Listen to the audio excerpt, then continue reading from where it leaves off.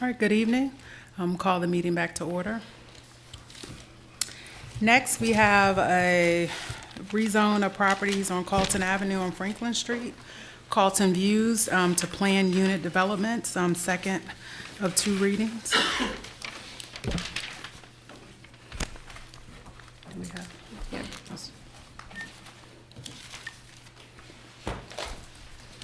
Matt Alfley, City Planner, NDS. At your last meeting, this was presented to City Council with a recommendation of approval from Planning Commission. City Council was in debate on it. There was no clear consensus, so it was not put on consent. And so you're continuing your discussion this evening on, and you can actually vote on it this evening. Thank you. Were there any questions for council? Mayor Walker, is this a time for clarification or observations, or is that something, this is not a question, but just Well, for those of us Mr. that... Blair did you have? Madam Mayor, the only procedural issue I was going to ask about is also, I think the consent agenda item was pulled as it related to this as well. And whether you wanted to address that as well during the discussion or not, that's Okay. council's choice. Thank you.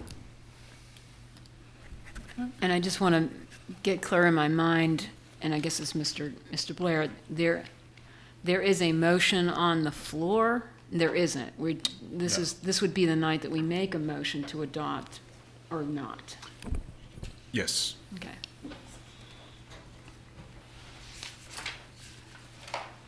All right, any question?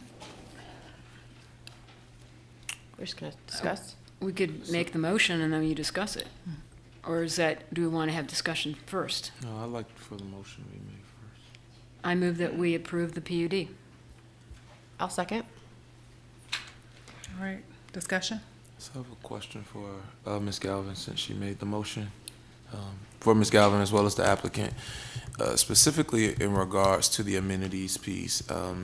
And I saw the revised plan, or the revision rather, that the applicant set forth. But for me, it still doesn't get to where we need to in regards to green space, amenities that seniors would need, or those who are just occupants within the building. And that's still rather troubling for me. But I'd love to hear your thoughts, Ms. Galvin, or if you had feedback or an opinion of sorts. Well, sure. And so on Friday, I did go and I visited the units, the apartment. Mr. Wood took me there. I spoke with several residents, and I saw several units. And I also saw the common areas. And I did get the distinct impression that for many of the residents, they do use the Pace Center. They do use that as their community space. It gave rise to a lot of conversation about how the management of the Carlton Views 2 has improved tremendously since the first complaints were lodged. So, and I was in the company of the resident manager, and they're increasingly talking about bringing a person over to assist with, activity planning, program planning with the community space they have in Carlton Views 2 right now. And the same thing would apply when they have the new building, Carlton Views 3. I did see common space that's at each floor, and I understand more completely where Carlton Views comes from. So you get a beautiful view of Carter's Mountain, which is a view that most people would pay a premium for, but I was really quite happy that this was affordable housing, and this is some of the best real estate in the city. So secondly, when you look at the street, and as a city street, it's got sidewalks, plantings, on-street parking that protects pedestrians. There's sidewalks that get people to Franklin down to Market. It's about a half mile to 3/4 of a mile to the river, the river part. I'm still a proponent of small area plans. I've always been that proponent. In a city, a small area plan did help communities determine where public parks would go. Right. Not every building in a city has its own public space, its own plaza. It's a city where those public spaces are shared. Having said that, the proposed new building will have a plaza space in front of the building, which is about a 20-foot depth. And I think that given that it's a walkable street, given that I was assured and I could see that the moisture problems were being fixed, it was a question of condensate lines being plugged and drip pans overflowing from the HVAC equipment. They're going unit to unit to fix that. And in doing so, the moisture problem, the mildew will go away, and it has already. So I feel that, management is critical, and they're addressing that. It's not just design and construction that matters. I understand our building inspections department had been out there. There has been no cracks in the foundation. There was an explosion. There was blasting across the river in the Pantops area that caused the building to shake, but it didn't cause any cracks in the foundation. So I think that the building is well made. The residents were happy. The residents themselves were saying, we need more of these units. And I think that it's very close to public space for older children. And over time, we get a vision plan for where public parks should go in that area as it redevelops. Then there'll be a place for smaller playgrounds, for smaller children. I just feel that is the way cities grow. They grow step by step. It's not a suburban apartment complex where you would have that amenity like part of the apartment complex. These are buildings in a city streetscape. Okay. So I went on Saturday, unplanned visit, and met Mr. Woods there. And we knocked on, I think, at least one apartment on every floor, and talked to some neighbors out, who were just like coming into the building on the elevator, standing. One of the residents said that because of, she just said whatever's in the air that she thought was making her sicker, she was moving to Timberland. There was one household we knocked on. I think there were 4 or 5 kids. Really loud going when they ran out the door down the hallway. It's clear that, and with talking to mom about what the kids needed, she definitely would have liked there to have been some, spaces for them to be able to play. I think every apartment, besides the first one, said something about like cracks or holes in the wall. One door we were standing outside of, there were cracks around the door trim that apparently happened once this blasting took place. One apartment we went into, the AC unit was leaking. It's off now. There was an attempt to fix it, she said, but it was still leaking. I think she may have been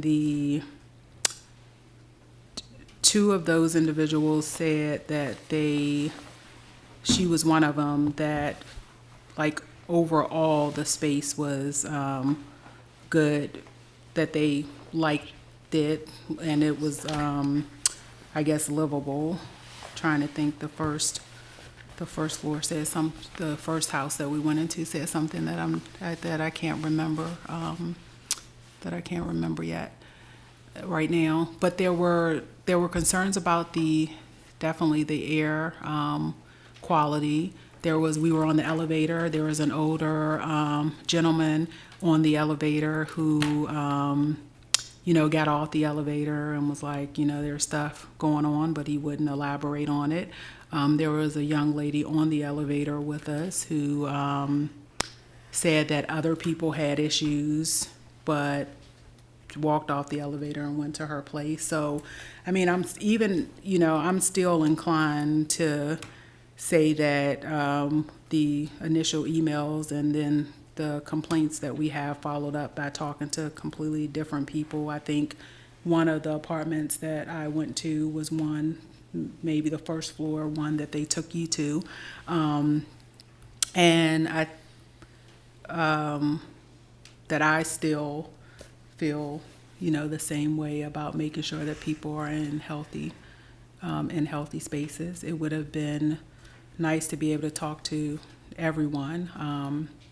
But as we were talking to people, they were pointing out, other apartments where people, had, some issues going on that, had something to do with the building.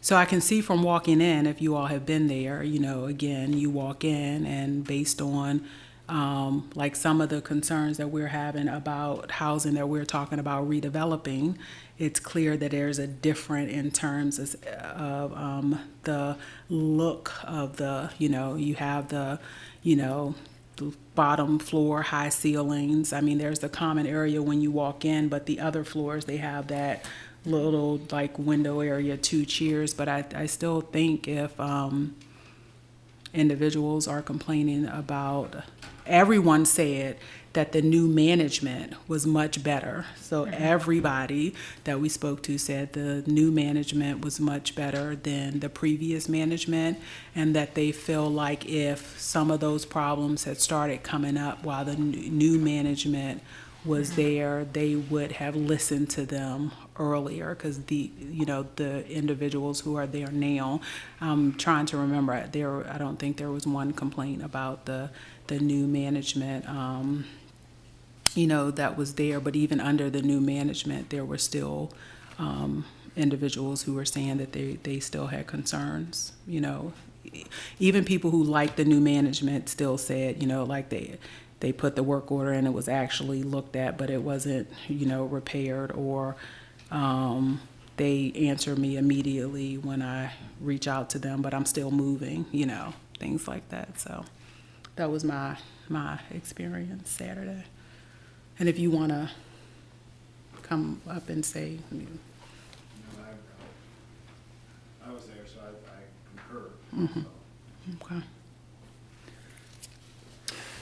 Have there been any allegations, thank you, that there has been, Mr. Murphy or anybody, that there's been actual, so there's the Residential Landlord-Tenant Act in Virginia that has pretty strict requirements about what landlords must do in terms of servicing their tenants. There's very strict requirements about checklists and mold reporting and remediation. There's law around this that I assume would apply equally to commercial, and I know that it does. So have there been any allegations that the law has actually been broken with regard to, or that there have been legal violations or any problems that have risen to that level? It is my understanding that the gentleman who was before you Yes, yeah. had discussed the conditions in his apartment with legal aid, and they had given him some advice. But then I'm not aware of any In that case, legal determinations against the apartment complex, no. Okay, all right. And then in that case, we got an email from a citizen who sent council a whole email saying that she had gone over there and had found that there weren't any black mold violations, that there were moisture issues on the prior management, but But there were the not. circulation, That there wasn't the any. condensate lines were the problem, but they're fixing them. Right. I guess when they were installed, they plugged them while they're in packages, and then they install them, and they neglected to take the plugs out of the condensate lines, and so there was backup, and they then overflowed the drip pans, and that's what caused water and moisture problems. So they're going unit by unit to get rid of those plugs and make sure all the circulate lines are clear of all the HVAC units. So there was definitely a problem, and they fixed it, and it's getting better. I guess the question before us right now is that we have a development corporation that is prepared to now improve the next parcel on this site, which is, when you go look at it, it's currently a derelict industrial site, not habitable, vacant.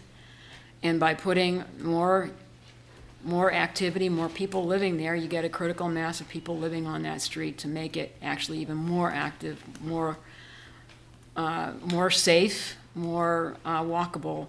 And you get a critical mass of people that will then be able to then participate in their planning of the area, get a small park across the street or nearby.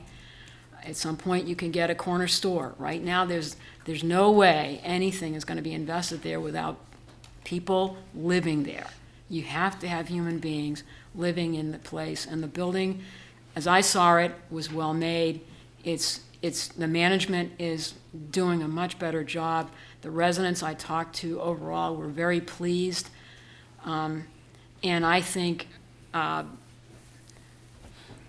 this level of scrutiny is important. It's necessary for transparency's sake and accountability's sake. I think they've cut muster. And if we don't approve this project, they will not make their application by March, and then we will not get 48 units of affordable housing through the low-income housing tax program. So I think we have to be cognizant of that as well, that this you don't get every day a development corporation that is producing 100% affordable housing. And this is the only development company in town right now that has been producing the units, as CRHA and as PHA are preoccupied, rightfully so, with redevelopment of existing units. Another question that I had that I hadn't received an answer to yet was whether the individuals who were living there were former residents of the city, and do we have the answer?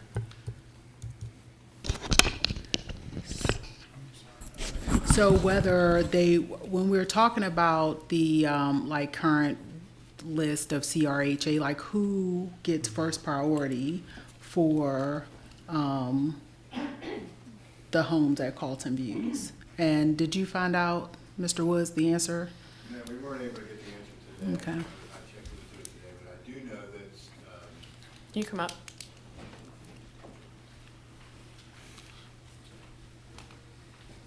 I do know that housing choice voucher residents get first priority.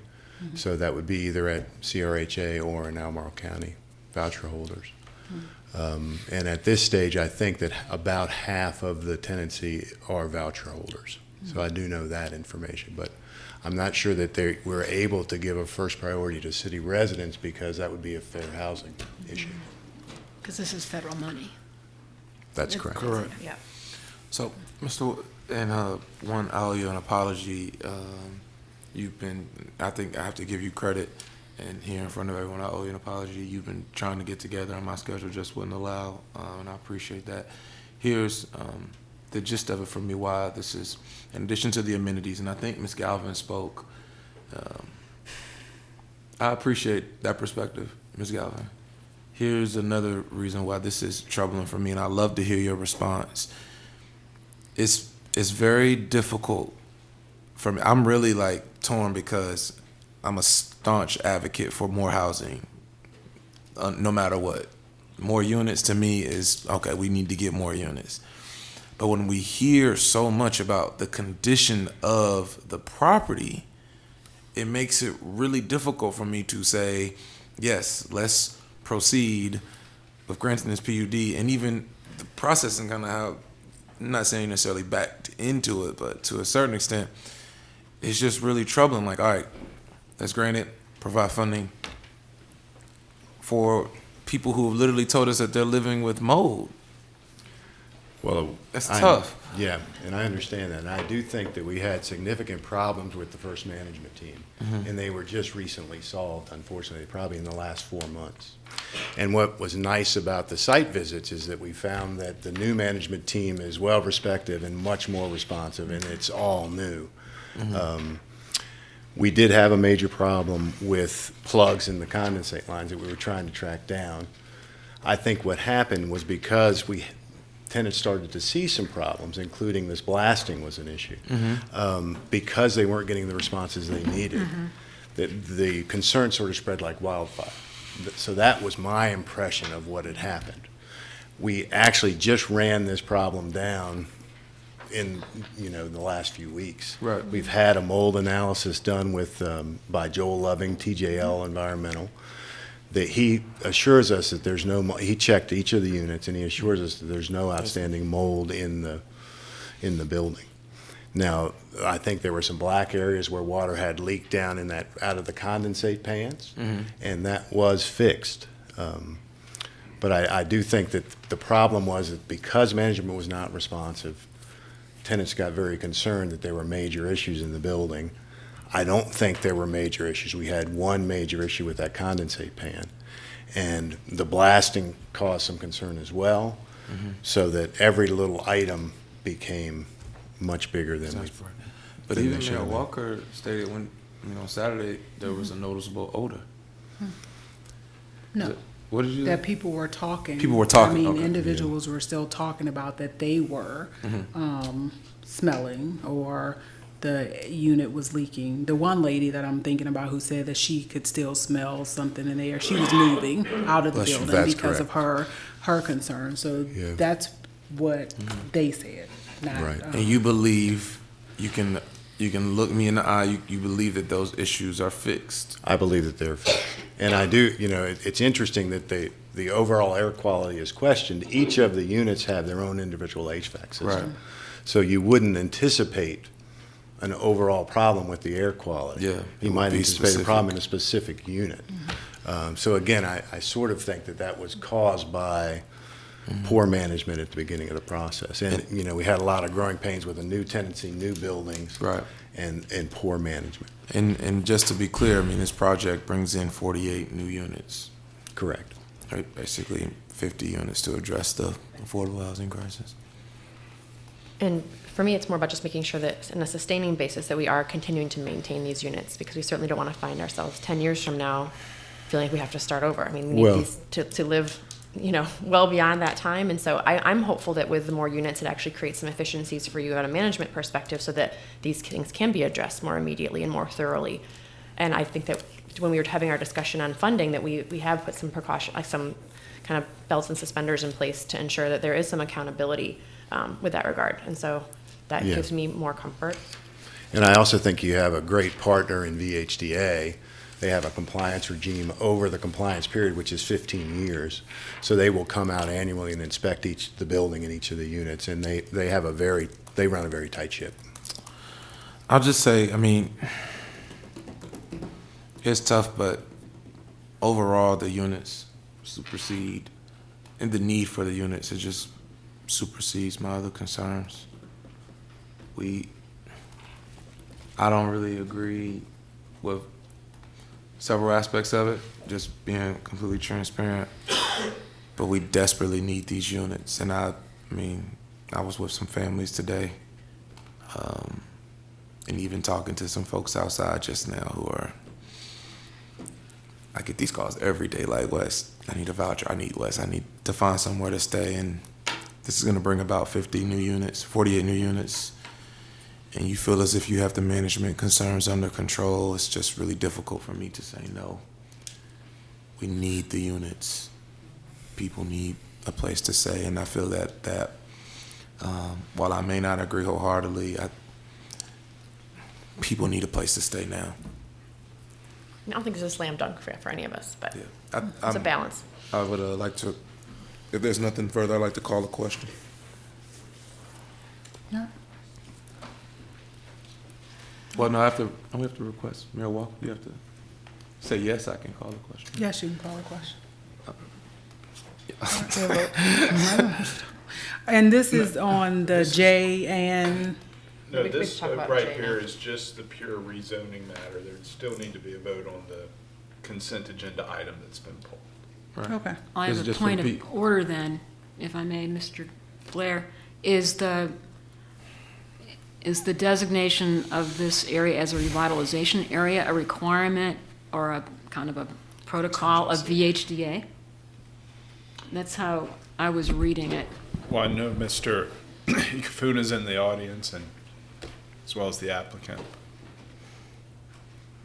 Yeah, the revitalization area is something that we did at Carlton 1 and Carlton 2. It is a point item on the application. I believe it's at least 5, if not 10 points, and those are points Right. that go toward us earning the tax credits. So it's something that you guys can approve to make the application stronger. So they're not dependent. It's my understanding it's not dependent, but again, it certainly adds points to the application. Right, it's not- But I think Maybe the Director yeah. of Neighborhood Development Services, I know, has some information as well. We might imagine that the LIHTC application process is so competitive that leaving 5 or 10 points on the table would maybe be the difference between winning or losing funding. That's correct. I think, excuse me, Alex Ikefuna, NDS Director. This particular area is not a designated revitalization area or enterprise zone or opportunity zone. So in approving the designation, the city is essentially making the applicant's application very competitive because in a low-income housing tax credit, every point, matters. So I think staff recommends that the city council approve this particular request so that it will beef up the application in terms of scoring. If, Mr. Ikaven, then the definition of a revitalization area is, it has to deal with it being like a former underutilized or obsolete industrial area? Is there a specific definition? Yeah, for what they're applying for, it meets the requirements. Okay. Yeah. So We can vote on this and then vote on that. Okay. just one last thing before we vote. Mayor Walker, in your estimation, when you went over and just your discussions with the residents, overall, did you feel as if you felt the residents believed that the new management was much better or that they were working adequately? No, everybody believed that the new management was much better. That didn't necessarily then change their viewpoint on what was wrong or what they felt was wrong within the What's wrong with the building? apartment. Yeah. And Mr. Wood, from your perspective, you believe that the building is like y'all are working to get the building where it needs to be. And specifically, this new housing will all be top notch. Correct. Well, that was one, I mean, that's part of my concerns is the building is so new that a lot of the concerns should have never been concerns, in my, opinion. There's also on our end, and I told one of the families that I was talking to, they were talking about supportive services. And, I said, that's not necessarily, the manager's job or the developers. That's something we as a city have to, support figure services. out to make sure supportive services were there. So we had, pretty full conversations with but still concerns about, the building overall. I think we've seen, and we're dealing with it now with Crescent Halls, West Haven, for me, First Street, when people are building buildings that they don't live in, that it's a different process. So want to make sure that people are building places that are going to last and that people are going to be healthy and thriving in. Did I get that answer? No, even though I got the answer that this new management was, much nicer and much more receptive to their concerns than the previous management. You're saying you didn't get that answer from the developer or from the tenants? From Residents? The People, yeah. the occupants, rather. The Not sure families which- that we talked to, yeah. The people, yeah. I don't know if y'all call them residents. Or, Yeah.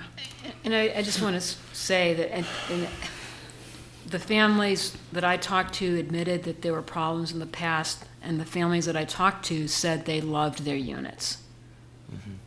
I don't know what else to say, and I guess we can only go from what we observe and what we see. But I think your visit was also planned. They did not know I was coming. So we knocked on random people's doors versus you. They set up visits for you. Well, And I think that matters. Okay, so we are at the, okay. Just to, and I really appreciate, Mr. Bellamy, I very much appreciate hearing how you're thinking about this, and Ms. Galvin. And I just to kind of put this in context of some of the bigger things we're looking at with where the city's going to go and housing and the housing problems we have is just on how I'm personally wrestling with this is the perfect being the enemy of the good.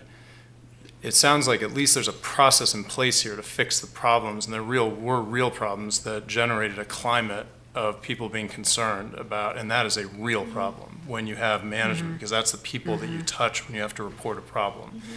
And the thing that reassures me the most is that there seemed to be a mechanism for that to be improved.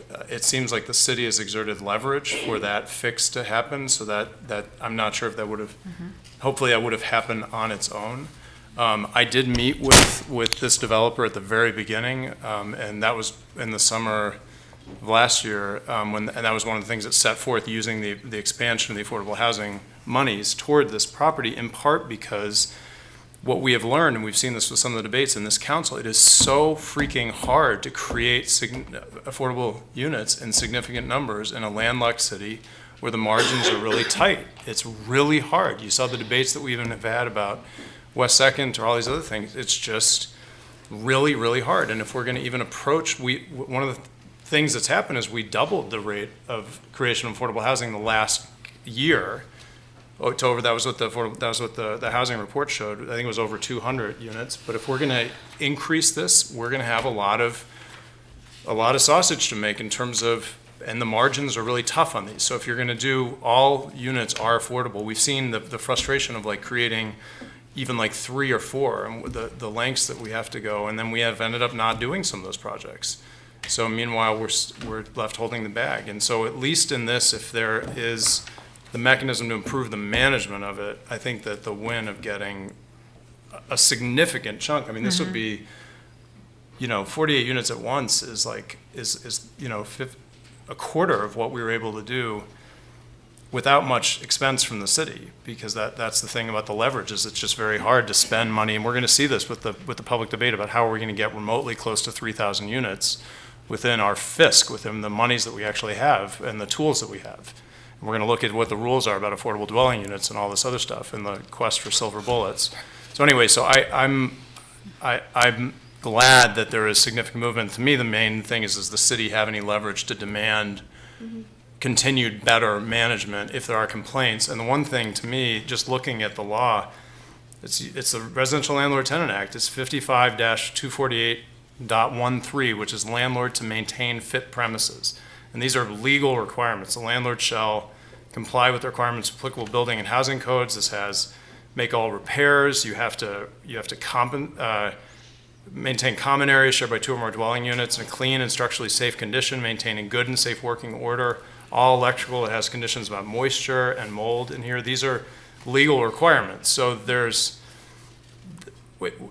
any aid that can be provided, which is what legal aid does, to make sure that the law is damn sure being followed. This is what does protect tenants in Virginia. This protects tenants from abusive landlords that create unsafe conditions. So this is a lot better than discussion here, but it needs to be enforced. Agreed. So I want to raise that. But these are hard-fought victories, having universal landlord and tenant laws, because these are black line law that requires landlords to protect and not allow tenants to be in slums, basically. But we still know that that's in theory for a lot of people, because look at the state of our own public housing that we should have been maintaining. So it should work like that, but we know that based on, you know, who you are, it doesn't work like that. So I just want to put that out there for that too. Okay, so is Before we there, go, I'm sorry, I have one more question. I know.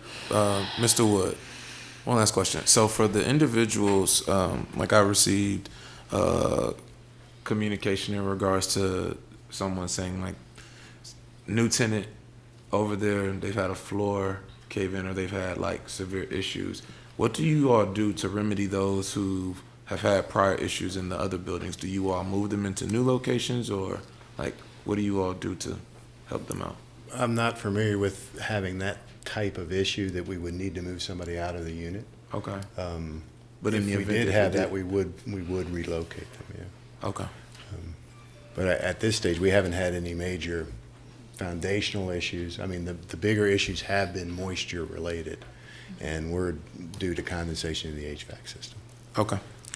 Thank you. I've got All a right. question. Mayor Walker. vote?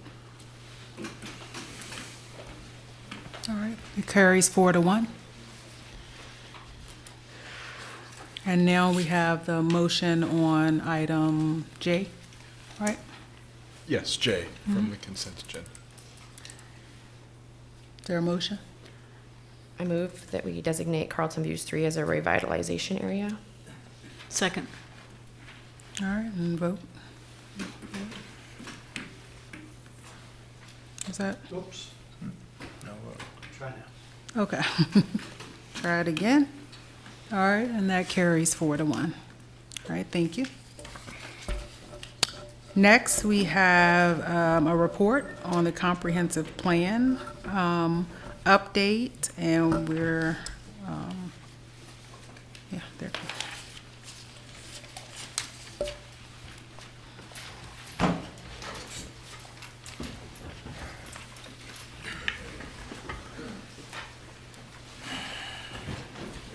Okay. Michelle.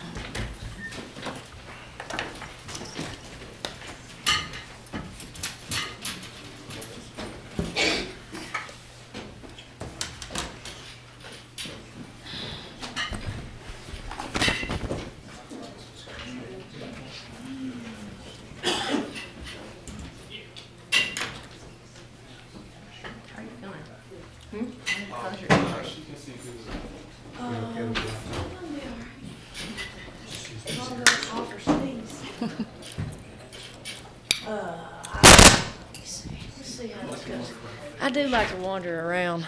I don't like this. Plus, I'm still trying to breathe.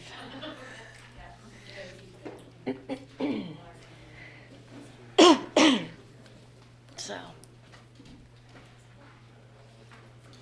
where'd they go?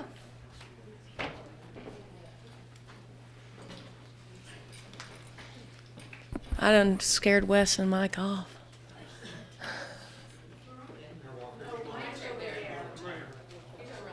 Oh, okay.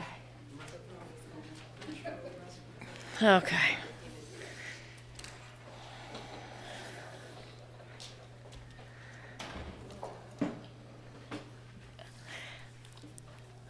It's just certainly a different perspective. And so I, too, sometimes have. I'm Lisa Green. I am the chair of the Planning Commission. Hello to you all. I'm gonna kind of run through. You've seen this presentation before. I know you've been looking at it because I've been getting a lot of emails, and then just stop me at any point. We'll ask questions. I'm here for questions. I know staff is here. We have a couple of other planning commissioners, or we did. See how they bailed on me at the last minute. But should I wait on Wes or no? Okay, you said that. All right. So we met once before back in the fall, and had some conversations on to kind of guide us in the direction on where we need to go with this comprehensive plan. I don't think that it's any surprise that this is a major undertaking, and that probably we are we understand how important this particular comprehensive plan is to our city at this time. So what we have and what you have received before you is still yet a draft of a land use map. We know that we have some work to do and still some thought to put into this. What you have to understand is we started this back in May of 2016. Is that right? September of 2016. It feels like a lifetime ago. But we had a much different planning commission at that point, and we had we started listening to our citizens and having some public engagement at that point, and this has kind of taken a life of its own, and now we're over half, our commission is over half new, as well as probably some of the staff. So we've gone through a lot of staff through this comp plan as well. So this is where we are right now. The land use narrative, while we got much further with this than we had previously from what you saw, there's still some, we need to put some numbers to that. We need to put some density ranges. Some of the things we've talked about are ranges. The land use chapter also, still we're looking at some changes to the narrative of that chapter itself, not just the narrative to the map. The community facilities chapter, economic sustainability, environment, housing, transportation, historic preservation, and urban design. Those chapters, we think that we've got those to a place where you can take a look at those and make the edits and changes. Those were, we had a lot of help from staff on those. We had chapter champions, and they set forth some information, and then we took a look at the information that was brought to us, or we heard from the public about changes that needed to be made, and so we kind of think we're there. Now, I will say this about the housing chapter. I don't want anybody to make any mistake. We understand a housing strategy needs to be adopted. What we've left room in that housing chapter is a place to say, when we get this housing strategy, we need to insert that in the housing chapter. And we've done that in the past. In our 2013 plan, we were working on the strategic investment and worked on, and that wasn't quite finished at the time that comprehensive plan was done. And so we made an amendment to that comprehensive plan at that time to make sure that the the SIA was a part of the comprehensive plan. So that can be done. But we do think, and again, the jury is out from, for everybody. Everybody's got an opinion about how we need to wait or move forward or do this or do that. But it's with as long as we think this completion of this is going to take us, and then really begin the zoning changes, the comprehensive zoning changes that need to happen. We need to start really moving on this. The community engagement chapter is still under development. That's a story in itself. If y'all want to ask questions about that, I'll be happy to answer any questions on that. But it is not yet ready. So, what does this do? How does this move? Okay, do I just push that? So again, we started this in May with some community outreach meetings. And these were at different locations. I know you've seen this 100 times, and I feel like I've said it about 102. But I do feel like some of those first community engagement meetings were some of the ones that we had the most attendance. Again, we're not suggesting that we had the most diverse cross-section at any of these meetings. It is something that we are still definitely striving to achieve. And then after those meetings, we went out and we called it the road show. We went out to different locations, city markets, different festivals, West Haven Days, tried to engage the public. It's a hard thing to wrap your mind around, the comprehensive plan. What does this mean? right? So we tried to do some, hey, if you wanted to see different types of housing and do it more in a generic way as opposed to people getting down in the weeds about the design of something, we tried to do it in a more generic way about where do you think our city moving forward, knowing that we need to increase density and grow, increase area for jobs. We know that's where we are. That where do you see this? Where would you like to see this happen? And so that's where this magnetic board happened. Again, with those being more stop-by scenarios, we did not take demographics on these, so we're unsure about the demographics for who attended this kind of thing. It was more of a, like I said, festivals and different things like that, so it was harder to take those demographics. September to February, I think we met every Friday morning at 7 a.m. To try to disseminate all the information we got based off of those meetings and looked at the data and what did that mean. One of the things that we really looked at during this time as well is our 2013 comprehensive plan was more corridor-based, and I'm going to talk a little bit more about that in a minute. And we're really talking about places because one of the things that we heard in some of those earlier meetings is, what do you like? What do you like? Where do you want to go? What do you like about the city? Where would you like to be? And we heard a lot of people talk about their community and where they live. A lot, no matter who it was. And so we thought, okay, but they'd like to, have amenities in their area. And again, I'm going to talk about that in a second, a little bit more in depth as well. But this is where some of this concept we really talked about those going from less of a corridor-based planning to more of a place-based. Like I said, we met with different boards, different commissions.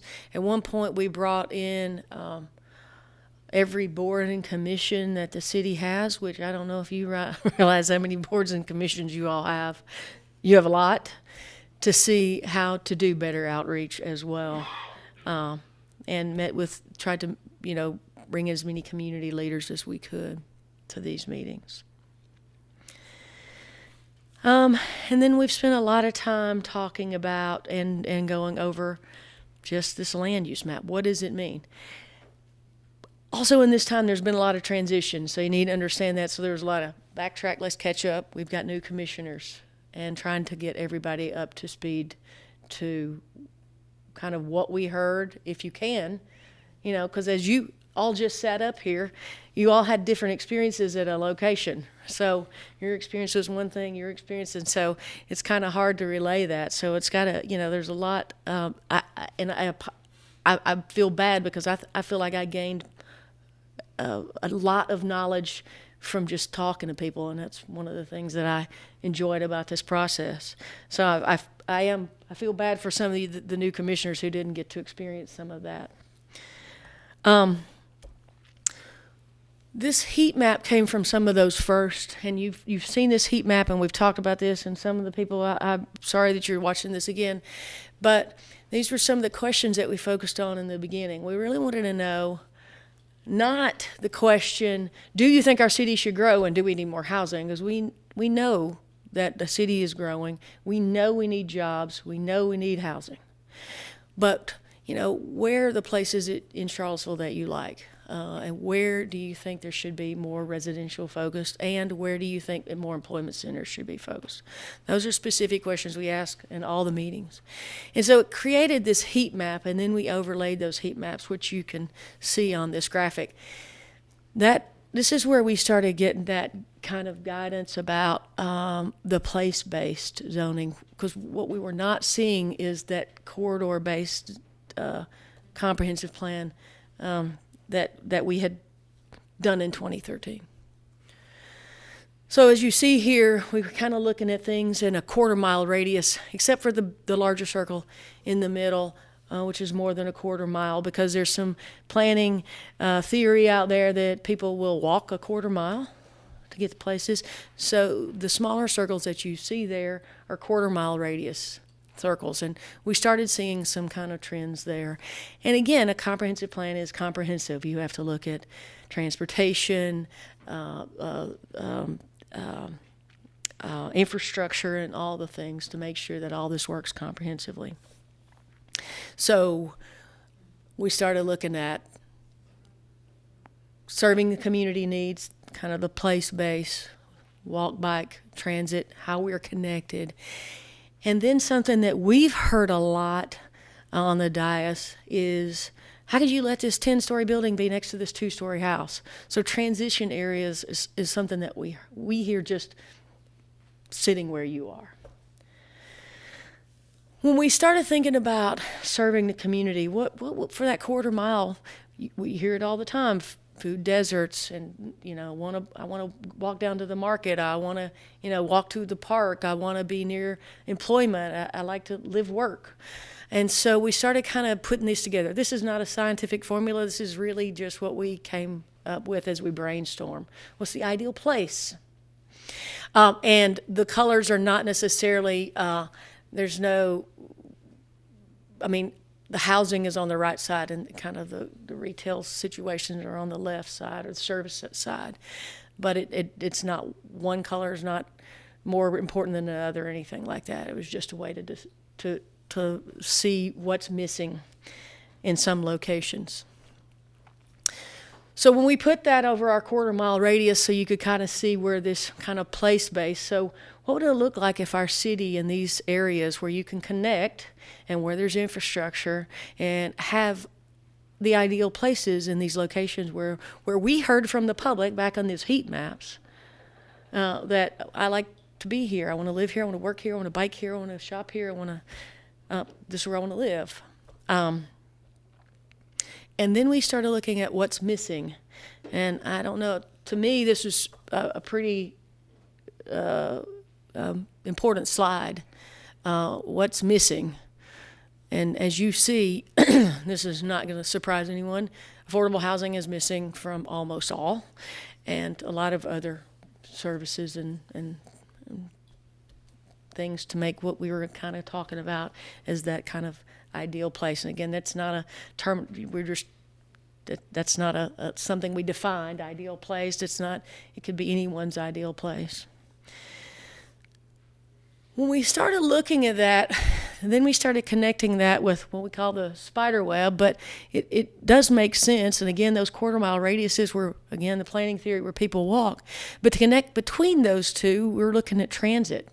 And if you look at those times to connect things, because maybe, you're at Cherry Ave, but at Ix is where your favorite barber is. How are you going to get there if it's not in your quarter-mile radius? But so we started looking at, how does this all connect together if I want to go from place to place to place? And we found that this was some of the most telling, that we really need to focus on transportation and to do this comprehensive plan, that this is an area that is really in some places deficient. And as you see, the transit time is on the right, the walking time is on the left, and the biking time is in the middle. And almost every case, that biking time is definitely a shorter way to travel. We do not have scooter times on there. That was not part of this, and I don't know that we would have gotten accurate times in the snow when those were released, so that's not there yet. And then we started having some conversation, and speaking of transition, what does that look like? And we had a lot of discussion about the missing middle. Where are we deficient? And what is the missing middle of the housing that we are deficient in order to create more density? And so you'll notice there's the color, that gradient at the bottom is how we kind of defined, and we started looking to put colors on our land use map, is to kind of what that looks like. So if you're looking at the yellow, you're not just speaking of single family homes, and you'll see that in your narrative, but then how that translates to what is kind of orangey, purplish, red. This plan, we also really wanted to focus. We looked at different localities who looked and had very hard edges about, and really looked and said, okay, yes, this comprehensive plan, this parcel is in this, and this parcel is across the street is not. If you'll see, there's a lot of, it's not clearly defined. And we've heard that on the dais a lot as well, is flexibility. So as we were looking at these kind of gradient colors, we thought about how this could be more flexible as a land use plan as well. So when you're looking at that, you could say, gosh, is that close enough to this area to be able to do this, as opposed to just having that hard line? And you guys see this all the time. Well, you know, right after we either approve or deny, you go, well, wait a second, that doesn't make sense. On the left side of the road, it's this, and on the right side of the road, it's that. So kind of looking at what does that make sense? Because we do have areas in our town where, you know, there's some hard lines that we can work with. I mean, the 250 bypass, some of that doesn't always translate the same zoning across these train tracks that you just looked at Carlton Views. Does it make the same sense to do the same thing across the track up that 20-foot grade kind of situation? So we looked at that as being able to be more flexible. And then we kind of put those in our notes as well as transition areas to how that would kind of look. This is how we created the original kind of shaded map, which is the original version, the original draft from back in fall of last year, prior to going out to do more outreach, which the public asked for, and we said yes, and we think so. So prior to that, this is where this original kind of gradation color map. As we were doing that too, we still realized we needed to connect with some corridors, so you will see some of that gradient color through the corridors.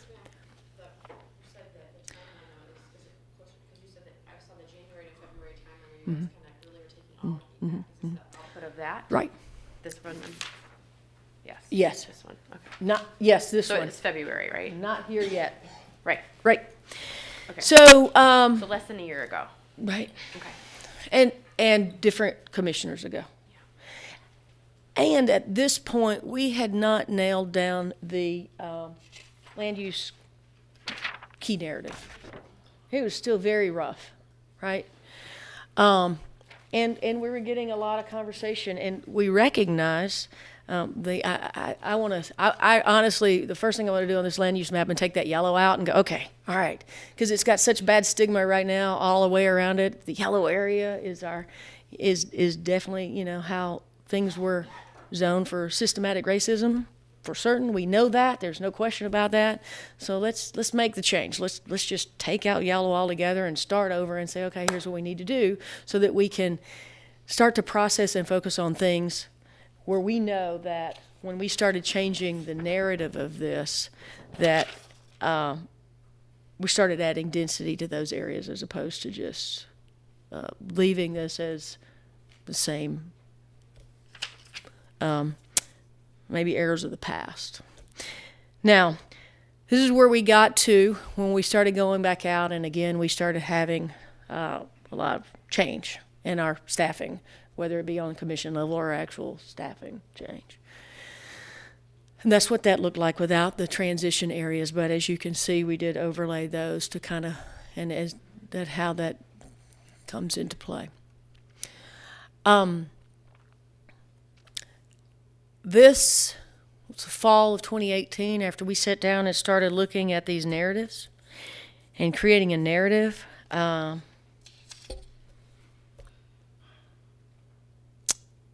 And so this was one of our past, one of the last work sessions we had.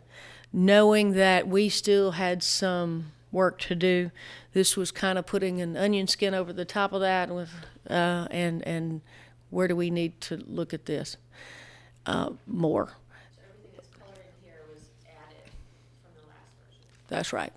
That's right. So we...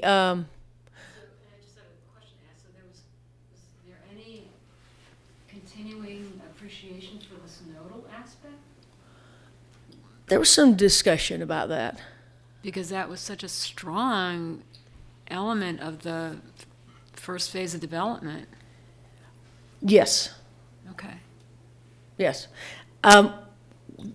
We recognize that we still have some things that we need to go back and massage, so to speak. We actually have a work session already scheduled for January 5th based on the feedback we all receive from you. If you say, no, this is great, then so be it. We'll go, but we are prepared to sit down and do some more. Because it's related to this slide specifically. So obviously you guys started this over 2 years ago. And you went through a lot of community engagement. I realized that we still had some more that we were even doing in the last few months. That's right. But what would you say were the drivers for this extra layer of the coloring? Where was that coming? Was it coming from community things? Just because I sat in a lot of those meetings as well, and I can see where some of that's reflected. And I'm just trying to understand how this layer got folded in at the point in time when it did. What was influencing that? What were you hearing from the community that was different than what you heard before that was influencing that?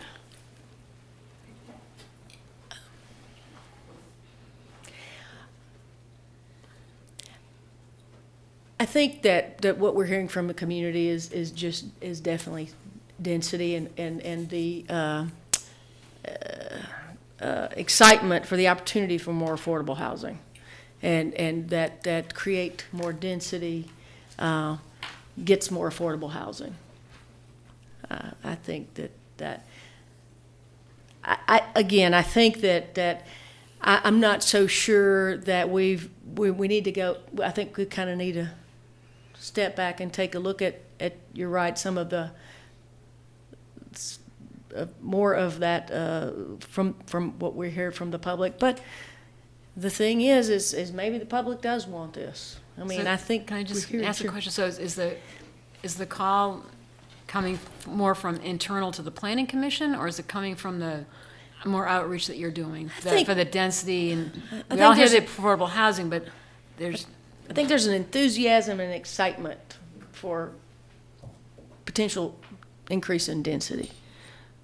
and there's just an automatic feeling that that's immediately going to cause us to create more affordable housing. I think there are some that have that idea, correct.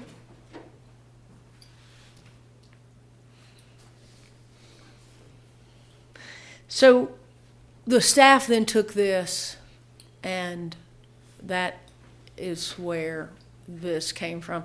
I do think that we, again, we need to go in and do some edits, so to speak, on this. I'm not sure that translated just as much as what we had thought, seeing back there.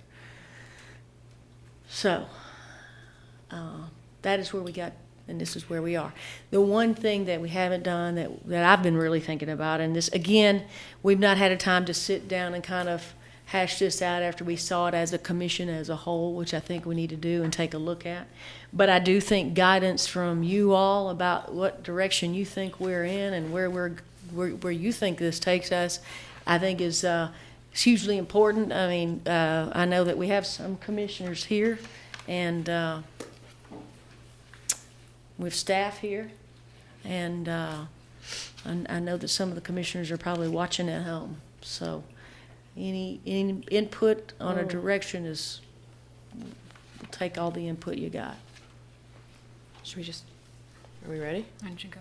I just want some general questions. First of all, I mean, in terms of the current narrative, I mean, I think there's a lot there that I think is definitely going in the direction that we believe we need to go in. There's a couple of subtleties Right.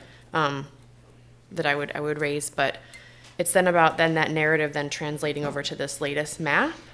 And I think I've already spoken with some of you about just specifically like the Birdwood neighborhood. It's off of Route 250. It's pretty landlocked. There's only one way in and one way out. There's existing housing throughout that whole community, and it's purple. So I'm just trying to understand how that plays out when you live in that community. And you're now telling me it's the most highest intensity area when there's limits in infrastructure and it's already an established That is right. neighborhood. According to that, that is what we. That's what it could look like. That is what, with this, if this land use map is adopted. Yeah, you're I'm just right. using it as an example because it's one I know, Right. because I'm familiar with Right. that neighborhood. Right, right. How do we get there? How is that determined to be an area that should have the most significant intensity? As an example, because there's others. I mean, I think along the river is another one that we've heard. Well, I'm the chair of the planning commission, and I represent the planning commission as a whole. I definitely have a different, my own personal opinion, just as all the other planning commissioners have an opinion. So I'm going to do my best to represent the planning commission as a whole right now. So as a whole, that was agreed upon. I mean, these last changes, as a whole, the planning commission is in support of this. It was thrown out there to see what this would look like. Again, from this last draft map, we have not had a chance to sit back down as a whole. It was kind of emailed out to us, and we looked at it, and it was not. We have not sat down and had a discussion based off of, because what we saw at the last meeting was this, right? Mm-hmm. That's where we were, and then we haven't sat down for another work session after that. And I just use that example because to me, it's as if we're treating it as a blank slate and that there is nothing in some of these places. And in the case of Birdwood, that's an established neighborhood. And so I just struggle within the next, our next set of comprehensive plan, like what, and again, it's just one example, but I could find others. 'Cause I think the narrative, I really support kind of direction where we're going. And I think that we need to be somewhere in between where we were a year ago and where we are today. But I was just trying to understand what drove that dramatic of a shift so late in the game, so quickly. That particular area, I couldn't. No, I'm sorry, tell you, on the not whole map. necessarily. Well, you know, I think a lot of us too. You know, I'm not trying to. I think some of us that had done this and been a part of this for months on end wanted to kind of see the direction some of our new, and we let them take a shot, and that you know, everybody, I think some of how we get to where we need to go is take a look at it and say, wow, is that really my personal opinion on this particular map? I'll give you. I think that if we were to, once we define the this land use map in density, Yeah. I think that based off of this map, if this is the one we're going to keep, I think that we're going to have to take a real hard look at the population that we anticipate in this town. And I think that is a direction that council really needs to make. What is your thought as a council on the population for this? Well, what do you think this population is? We don't have numbers. So, If I may just throw that out, since we're talking about the population, there are numbers that were used to determine water infrastructure. In 2012, AECom Engineering projected 71,500 people by 2060. We're 48,000 in 2018. And that was what the water supply plan was determined around. You look at the Weldon Cooper Center projections, they're 56,000 people by 2045. And so I look at this, and I look at, you know, Rose Hill, 10th and Page, Fifeville, lots of woolen mills, all going into a high density area. And that suggests to me that, you know, are we looking at the scale of a city of Alexandria, which is like 150,000 people and 10 square miles? They have at least 15 square miles. So I really think there needs to be an understanding of what the capacity is of the city, given our infrastructure, how it's been planned, and what our communities have been saying in terms of scale and context. Because I would say that Cherry Avenue corridor, we were at that community session, was an example where we were hearing from people that live on both sides of the Cherry Avenue corridor, looking at that small area plan, that they were hesitant about even the intensity that was being showed there, and I thought that was pretty transitional. So this is not, and that relates to my other question, and I think I've asked already, but not publicly. Where are the small area plans in this, and why aren't they reflected? Because there was a lot of investment and time put into those. Well, we did, definitely, there was some discussion about the SIA, which is reflected, and I don't have a pointer, so that doesn't show. In the SIA area, it is more purple. However, you know that the plan as it's being developed is chiseling that down and Yes, ma'am. creating based on community input. Yes, ma'am. But I think we also have to, I watched a couple comprehensive plan updates from other localities, because I don't know anything about this, but trying to figure it out. And the few that I watched started with like an overview of, the history, where you are now, how you arrived at. There was always those population growth figures in, very early on in the presentation. What was the goals? So like housing strategy, that's what, if I knew what ours looked like, I'm sure it would have been that. We'd like to know too. And so then they, we got, to this map. Even so, I have a couple of things. Looking at this map, there were still some concerns for me for areas that weren't, like the Greenbrier area, for instance. I thought that would be an area that may have, higher intensity. And and I had questions of like why that area was left out. I guess I get all my questions before I lose them. The Cherry Avenue meeting, I've only been to one of the meetings, but it was clear as someone who lived on 7.5 Street and went to Johnson Elementary School from there, knowing what the neighborhood used to look like, the people who were at the Tonsler, center talking about what the small area plan looked like were not who used to live in the neighborhood. So there has to be, when we're trying to figure this out, the understanding that, if we're in the room, all the people making the decision are people who are, white, upper middle class, some of them transplants, which is a comment that I have made. And then if we are not increasing density, then we are leaving people out, and who are those people. And I'm not saying that this is the answer, because I don't know enough information really to say that, but I still have questions based on the research I tried to do to prepare to have a conversation around this. Mayor Walker, I think the thing is the research is the most important part. And so, really quick, I want to go back to one other thing.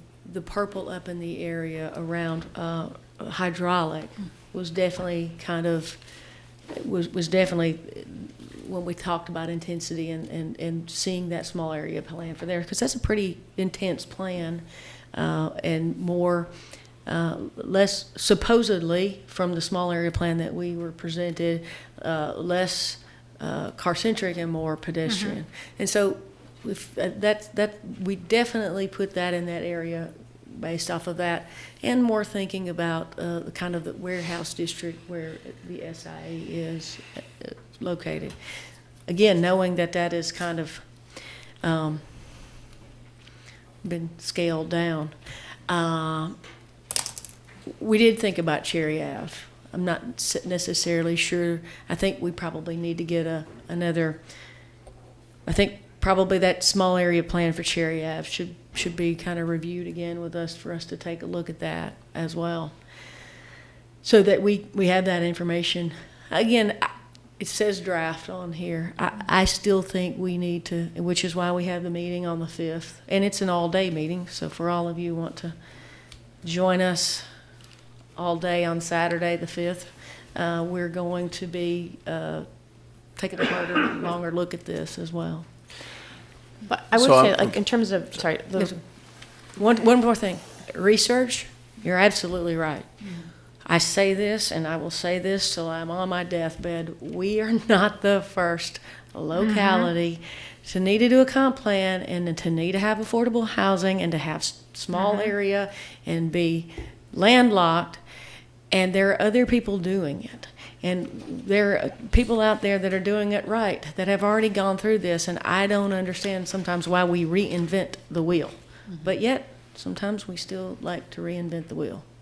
but something that's been getting a lot of coverage, and I think that I think most of us support, is that R1 zoning doesn't need to be what it is today in the Right. future. And I think we certainly all can get behind that. And that is where we can get that density throughout the city in a much more like meaningful way. And I think that's why that narrative changed so Right. much when you look at the low intensity. It doesn't say single-family houses with... Right. So, So, you know, it's, if all of that yellow is becoming more diverse, Right. with more diverse housing types and more units allowed in that area, you can still have that color yellow, but it's not, that the deep red and the deep orange is suggesting like, you know, in 10th and Page and in Rose Hill, they're going to become 5, 6-story apartment buildings, or 8, could be Well- mid-rises. and that is something that is a concern, and I think I've voiced this to a couple people, is we do have smaller homes now that are single-family homes that could be those affordable homes that we don't want to see kind of squashed for a quadplex or something, that could be a place. We did hear from people that if they're living in affordable housing now, they may want to move up and be able to, you know, step up to a smaller, affordable single family. There are people that still want to do that. Even in affordable housing, we heard some, you know, for people that you know, that is something, that is a goal. So I hope we don't go to a place where we are just saying, okay, let's take out everything. I mean, we need density, no doubt. And we were on a path where we thought that, Yeah. based off of before the housing meeting that we had back in July or August, where we were really thinking that, okay, we could get more affordable housing through some height bonuses as well. Yes. And that did not pan out with that. with And that I'm glad study. you brought that up, because before Stacy Pethia left, we were supposed to be having a demonstration of the height bonus with numbers crunched by Anita Morrison. And that demonstration still needs to take place, so that, because the fact of the matter that Ms. Morrison had identified, that there's a threshold of construction economics where if you go over 5 stories, there's no way to build affordable housing on site because the technology of the building changes so dramatically. And so if all of a sudden we're jacking up the possibility of building 6 stories plus, where is the on-site affordability Right. coming from? And that's another study that needs to be revisited. And again, please, we need to get this demonstration done before. I'm hearing this over and over again. The height bonuses don't work. The height bonuses don't work. We haven't had that fulsome discussion yet. I don't. Where? Who? I'm I getting haven't that heard from about some, that some, of study. the, some members of the Planning Commission and maybe some members of the HAC. And wait a minute, we haven't had this discussion on the dais yet. And we need that. So I just wanted to point that out, that even the studies that we have in hand, I'm just hoping that we integrate their findings Right. without dismissing them out of hand. Is that study being done now? I mean, I hate to I guess say Mr. that I don't know. Kafana, is he still here? Because Stacy Pethia and Brenda Kelly were working on that arrangement to get Anita Morrison to demonstrate an application of the height bonus on the Ix property.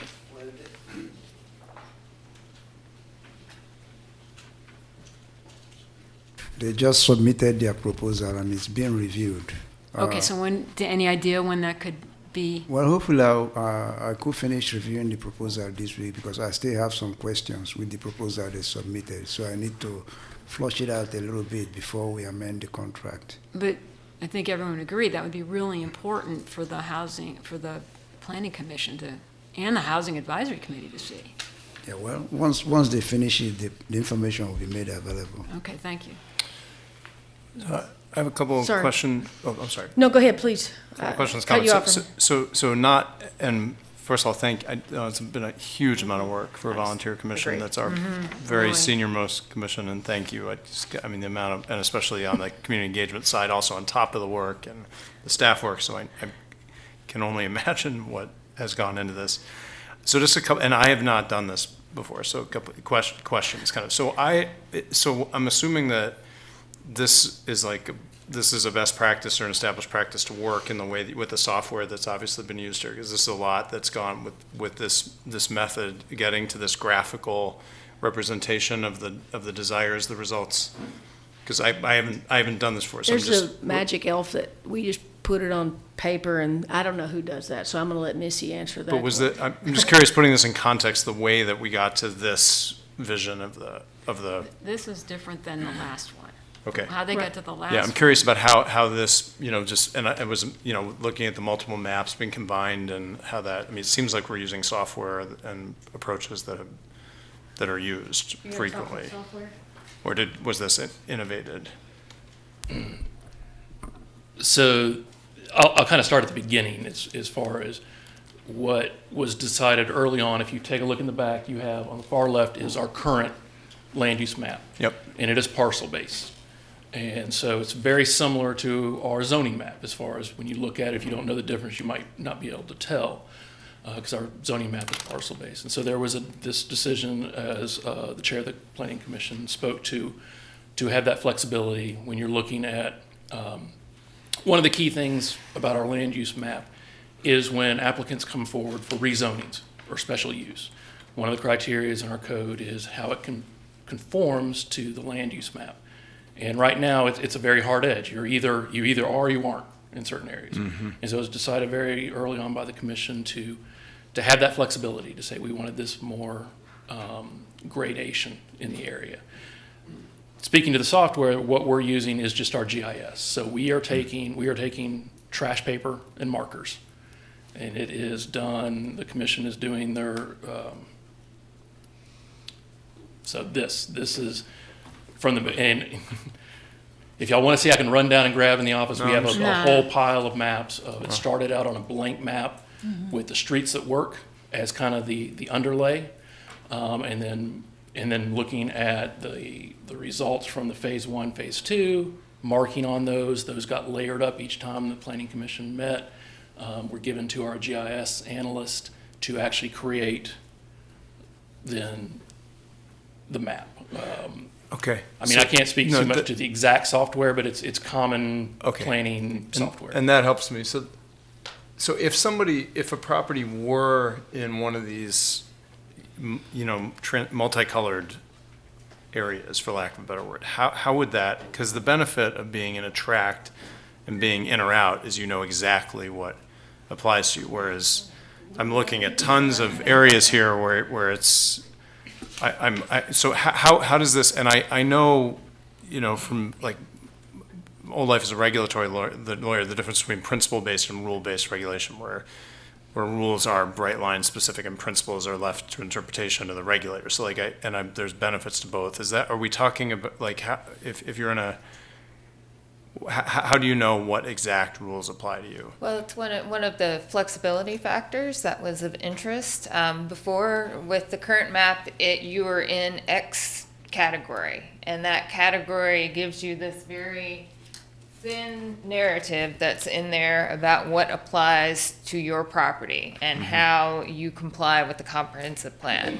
When you go with something that's a little more gradated, if you're in an area where you're on the border of one color or another, then you're looking at a narrative that's much broader. So you've got potentially two larger areas of criteria that you could look at. So it, like you said, there's pros and cons involved with that, but it's not providing the same hard edges that is currently there. So, so another question I was looking at, and this gets to another question I want to ask, but this, so the affordable dwelling units, I grew up in Arlington County, there's been a tremendous amount of debate there, very similar to us except times like 10, very in demand, very expensive.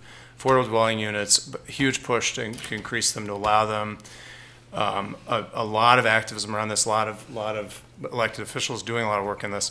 So I just was looking there, 20 have been created since 2009 when they passed the new ordinance allowing them to be created, because they still have an application process. So you still have to fulfill certain criteria. And unless it's being proposed here that any backyard ADU at all is by right without application, there's still going to be work. Well, Somebody's going to have to look at, Well, in most places of the city, you are allowed to have an ADU by I provisional know, use so- permit. A provisional use permit is a one sheet of paper, and the applicant is signing that they're going to follow the rules. That's all it's a very simple process. It allows us to track And that's all you have where to do. these are. They sign off, that has a list of rules, I am going to be, one of these units will be home ownership, because that's what's required right now. One will have an owner in it. That's something that, there's talk about discussing different. But right now, the rules note, I'm going to have this, it's going to be this size, it's going to be occupied this way. And yes, I, Joe homeowner, sign off that I'm going to follow the rules. And that's all you have to, you don't have to submit plans to do? Really? Okay. Well, if you are building, you have to put in building plans. Well, that's what I mean. So if you're doing a detached backyard unit, You'd be required to So do you- building plans for that, and you would want to do that because you would want to have it inspected, and you'd want it to have insurance on that unit. but there's no, there are approvals from the city that are currently required for like where the entrance is and where the setbacks and where the That's building Windows. code, that's That's just- international. building code, okay. There's a So- huge misconception about that, about the ADUs. And so let's be clear about that. It is allowed in most places. Yeah, right. But the reality is that we have a short-term rental ordinance. It's So when you undercutting build it. an ADU, you're not getting affordable housing, you're getting Airbnb. And that's So- the question is, what can we do to subsidize, to to plug that incentivize that hole. behavior? It would have to be incentivized. But Yeah. we have a lot of people say, well, if you'd let ADUs happen, well, we do. So And, the, and we most just, places. we just approved in our consent agenda reimbursing University of Portland, who has been helping us with tightening up and improving our ADU ordinance. It's that Robert Liberty, remember Oh, way yeah, back yeah, when? So Stacy Pethy had brought him in and been working with Chip Boyles. And so we're supposed to be getting, recommendations on how to change our ADU ordinance. Well, now, that's needed. I mean, definitely it's the a tail Airbnb wagging is the still dog. needed as well. But even Nashville, which was supposed to be one of the leaders in their short-term rental, they're starting to, by 2020, cut back on the short-term rental because they're having an affordable housing problem as well. right. We need to look at that. So I guess the thing, so in the metropolitan planning, on the MPO, we had a similar debate where we were looking at all the plans that we were going to approve and rank and so on. And there wasn't, I'm having a hard time understanding the narrative inside the neighborhoods. And I know that, and it must be impossible because you're looking at the whole city. How do you explain or what's the narrative?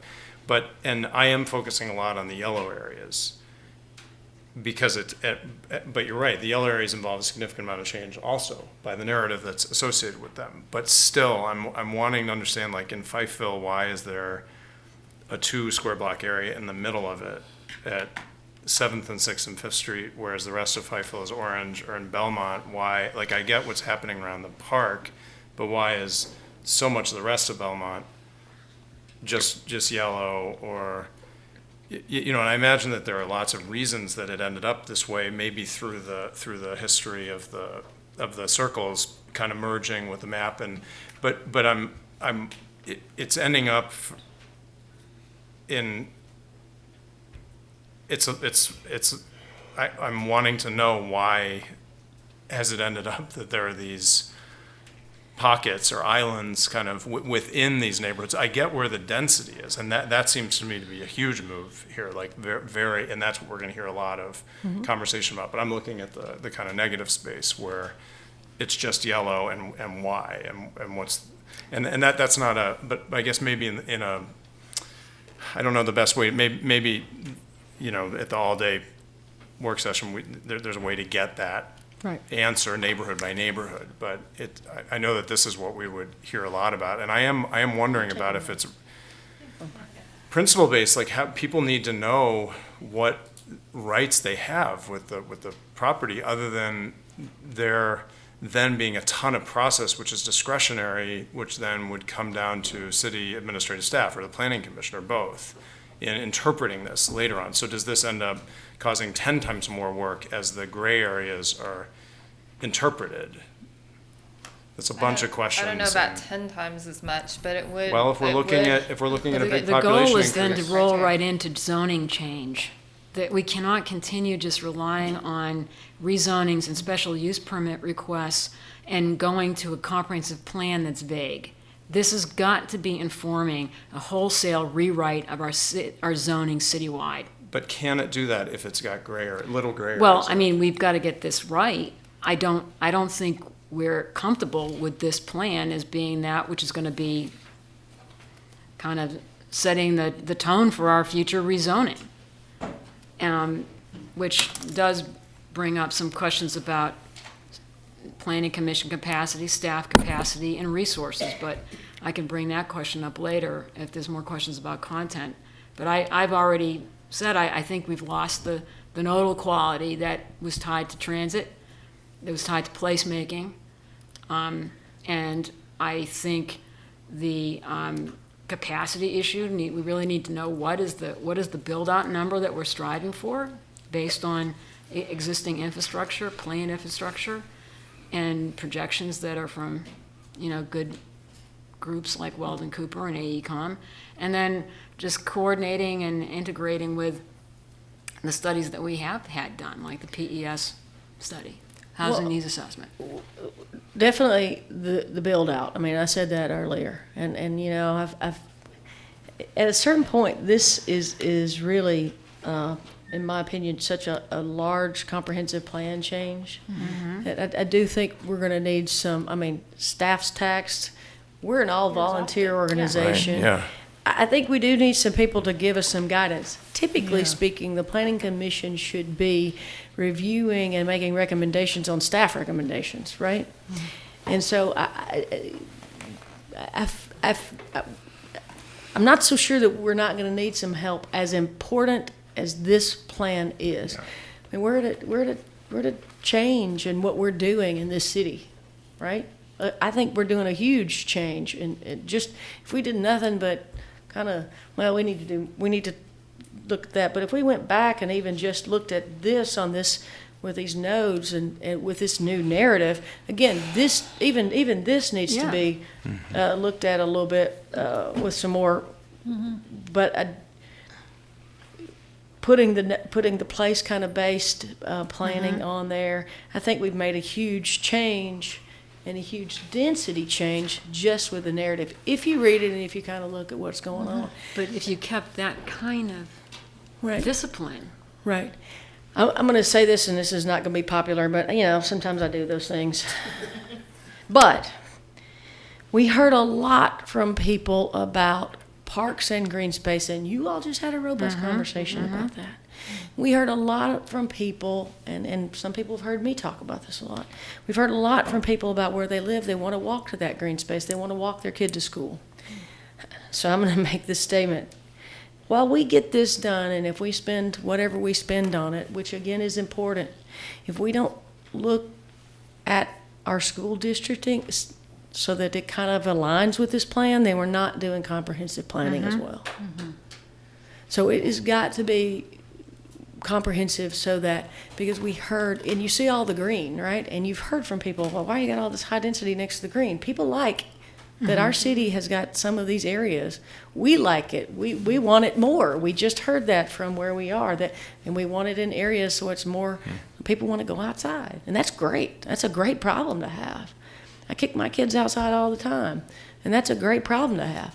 But some of the thing that makes, people talk about Belmont. Some of the thing that make Belmont so great is because it's a community, and people walk there, and they see each other on the way to school in the mornings, and they see each other coming home from the evening, or they bike, or, And so it's that community space, even that little green space at that school. And so we need to utilize those as much as we can too. But the people surrounding that need to feel like that's their community, and if we're not getting that as well, because our school redistricting, our districts don't match up to kind of how this works out. I'm not sure that we're fully succeeding. And I think even when we're talking about school districts, green space, former small area plans, all of them, right? If they started in a time where we weren't thinking about this, and now that we are, we have to be willing to review all of that, so nothing is off, off the table. And if we're really going to do this right. Right. But if. I'm not sure that 7 of us can. So I just kind of use an example. So if the only thing we're doing is density and not community engagement, then the Friendship Court community plan, which started off at 600 units on 12 acres, then did a more robust community engagement, and it went down to 450 dwelling units on 12 acres, and that's what the residents wanted. Are we then going to say, no, you can't do that?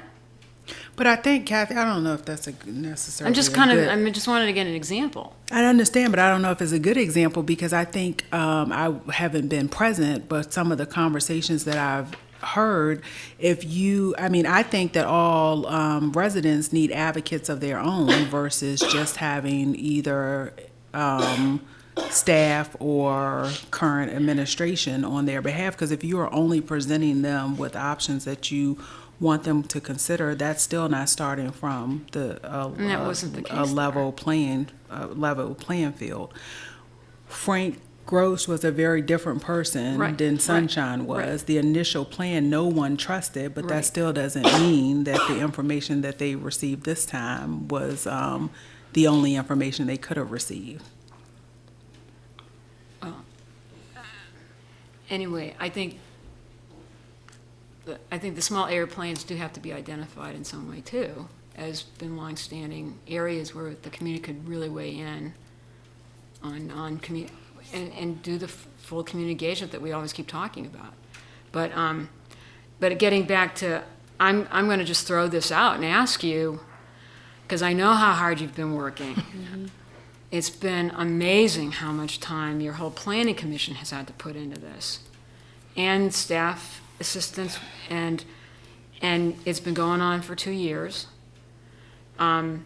We've given the HAC $250,000 to do their community outreach, to engage the community to do work on affordable housing.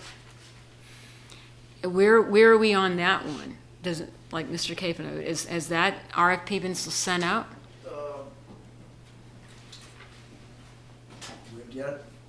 The RFP hasn't been sent out because there are some issues that staff is trying to weigh in on. And secondly, there was some kind of revision that was sent to HAC, representative of HAC, PHA, CRHA, and a few other folks to review it and provide comment back to procurement before that is issued. So in a way, and what's happening then is that this has been delayed.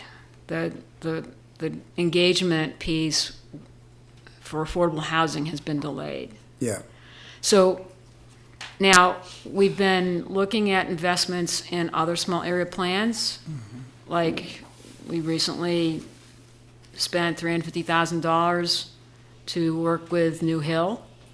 We gave Friendship Court $350,000 to do their master plan. Years ago, we gave the Housing Authority $400,000 to do their master plan. All these sites range from 12 acres to 40 acres to 48 acres. Our city is 10 square miles, which is 6,400 acres. And we need to do a wholesale code audit and rewrite of our zoning based on a comprehensive plan that everyone is in agreement with. That's correct. I'm thinking, and I'm looking at the chair, like $750,000 is something you're going to probably be needing to finish this project. Comp plan through final zoning with engagement and integrating the housing study. Is that, am I in a ballpark, or is that Are we gonna nickel and dime this thing? I wouldn't have a clue as to what that budget number would be. I would think that. But I'm just you'd wanna do basing it on I mean, square footage. we're not, the planning commission is not gonna be able to do this comprehensive code study. Yeah, And I don't think that you're gonna have to have some major dedicated staff. I mean, here's the thing. As much as we want affordable housing, and I can't put a number on this, but if you don't, there are some professional services that we need to at some point engage so that it is done correct, and so we do have it right. Because if we do it wrong, it's wrong, and it doesn't matter how much money we put on affordable housing. It's just. I'm just bringing that And I up don't because you're wanna going to be spend asked to money look at a capital here. budget. The planning commission's going to look at a capital budget. We need to have resources put in there Are to you help talk- finish this plan. Are you talking about completing the comprehensive plan, or are you also talking about rewrite of the zoning ordinance? Both of it. Okay. To do it combined, to assist them right now with help to complete the comp plan. Yeah, that's So that it probably- can be a well-informed comp plan, so that it's going to be a well-informed zoning rewrite. Yeah, you probably need that kind of resources in terms of rewriting the zoning ordinance. And is it possible that you could be able to coordinate what the HAC is doing with community engagement with this so that they're not competing with each other? I think what HAC is doing, I don't think it's competing with what the Planning Commission is doing, because they are focusing on creating an affordable housing strategy. We already have housing needs assessment, which will inform the development of the affordable housing strategy. So I don't think there is a competition here. Whatever HAC comes up with will then be essentially the housing element of the comprehensive plan. So there is no competition here. However, in terms of resources, I think your point is well taken, that we're going to need resources in order to rewrite the zoning ordinance.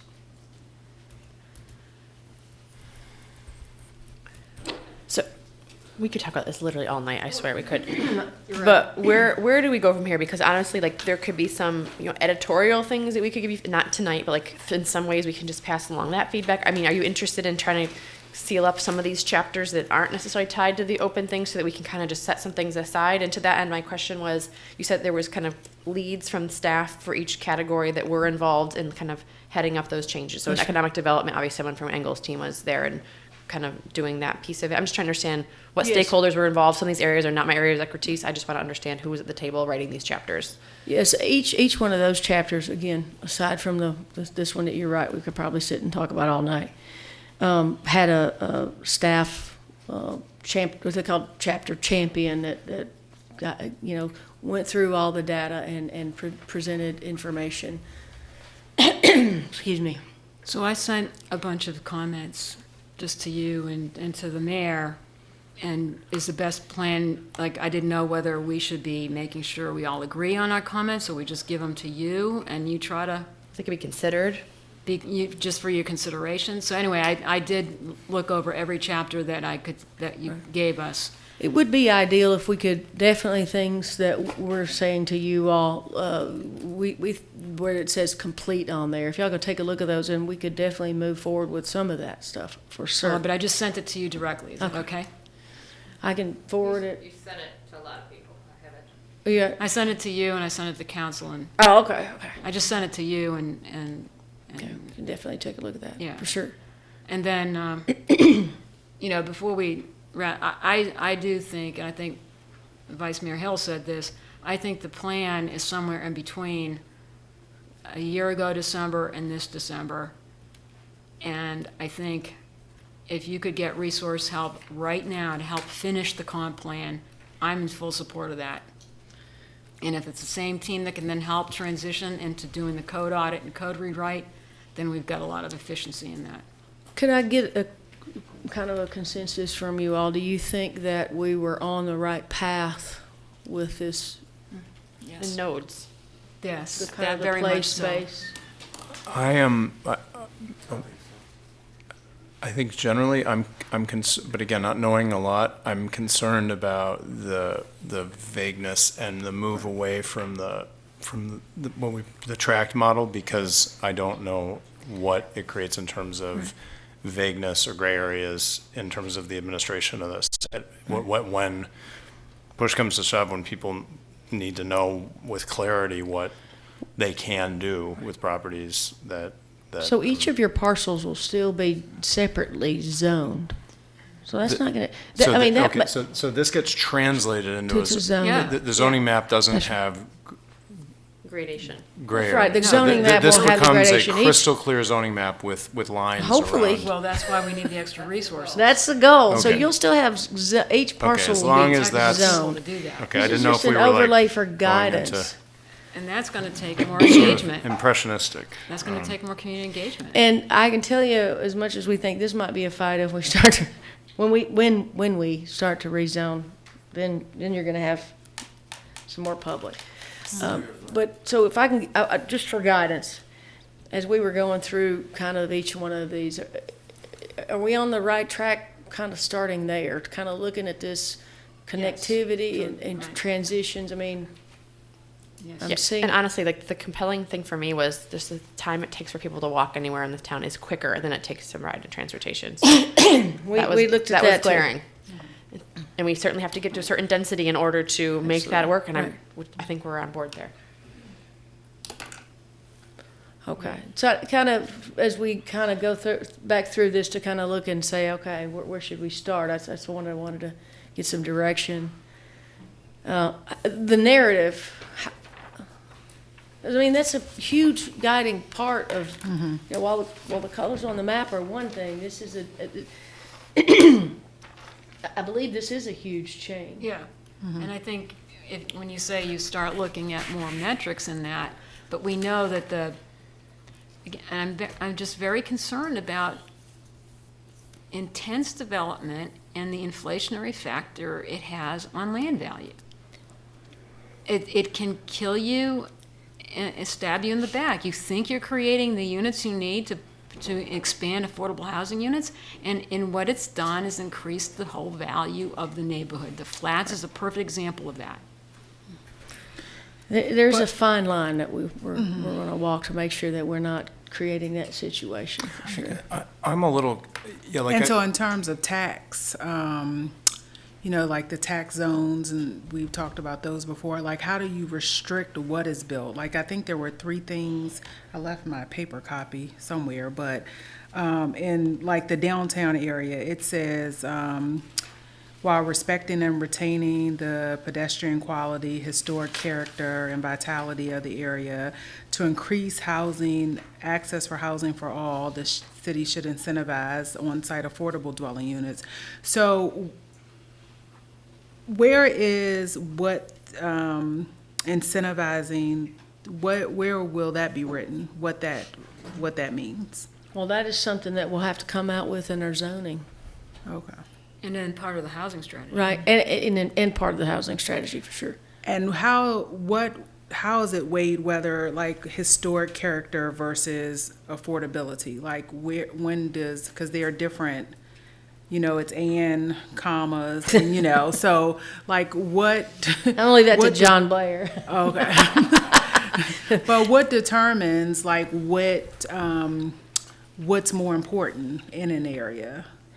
Like Well, those were, I think we all have some overlay districts for sure. You know, our insurance corridor. We'll have, you know, some of the historic that's already designated. I think that you kind of look at that when you look at overlay districts. Look, I sat down for a couple of days of Thanksgiving and tried to do some research over for other localities. And I just, a couple of you've heard me say this. It doesn't take much to. There are other localities, and you could probably even do some overlay districts for incentivizing affordable housing in certain areas. I think that I've seen that.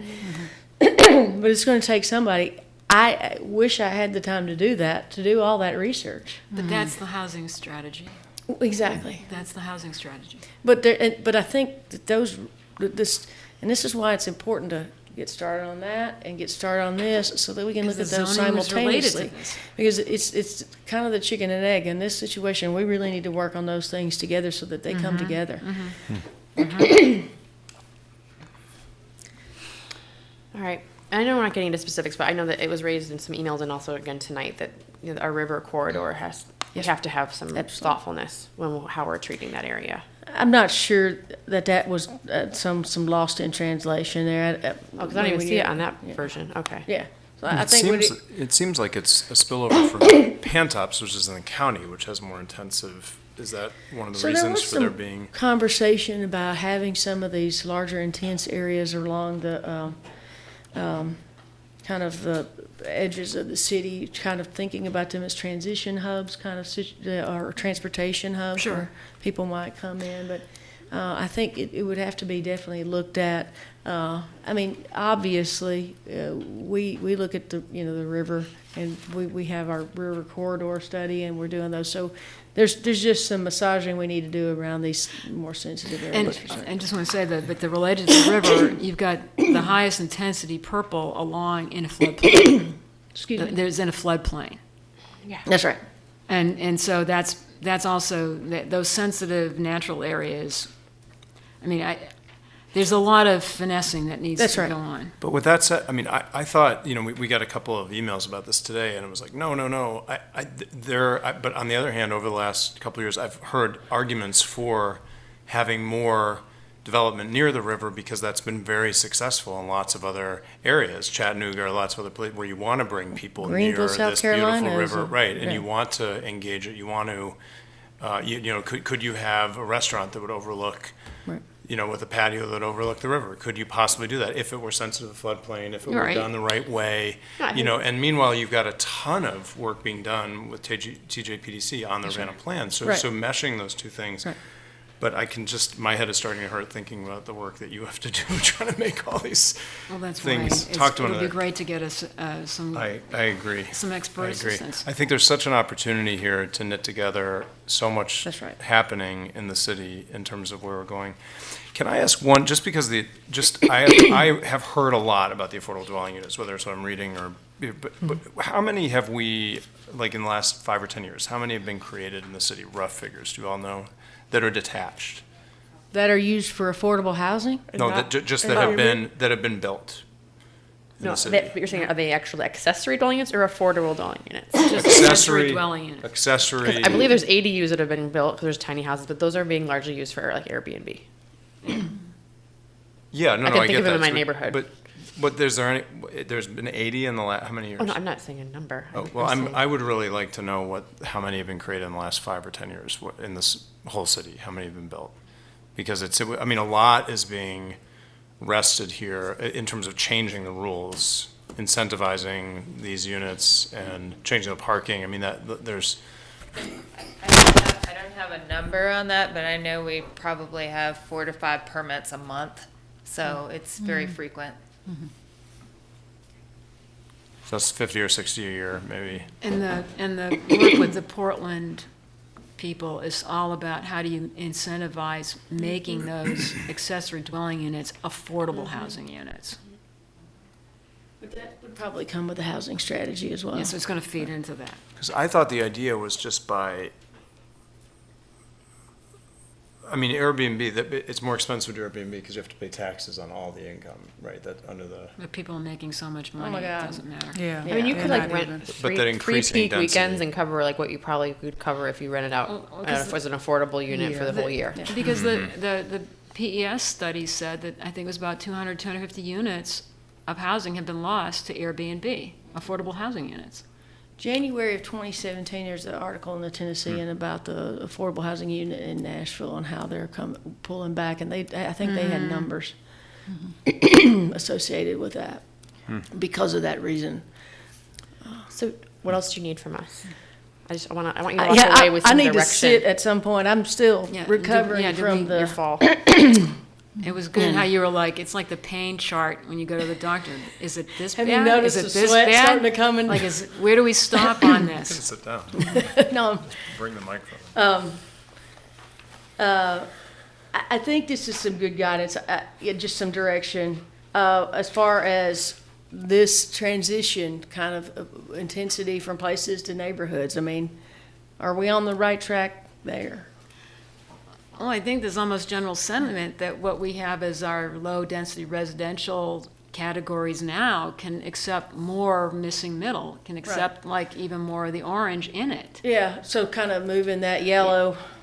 And I think the big kind of gulp comes from when you start seeing that purple Purple, yeah. expanding so dramatically all over the city.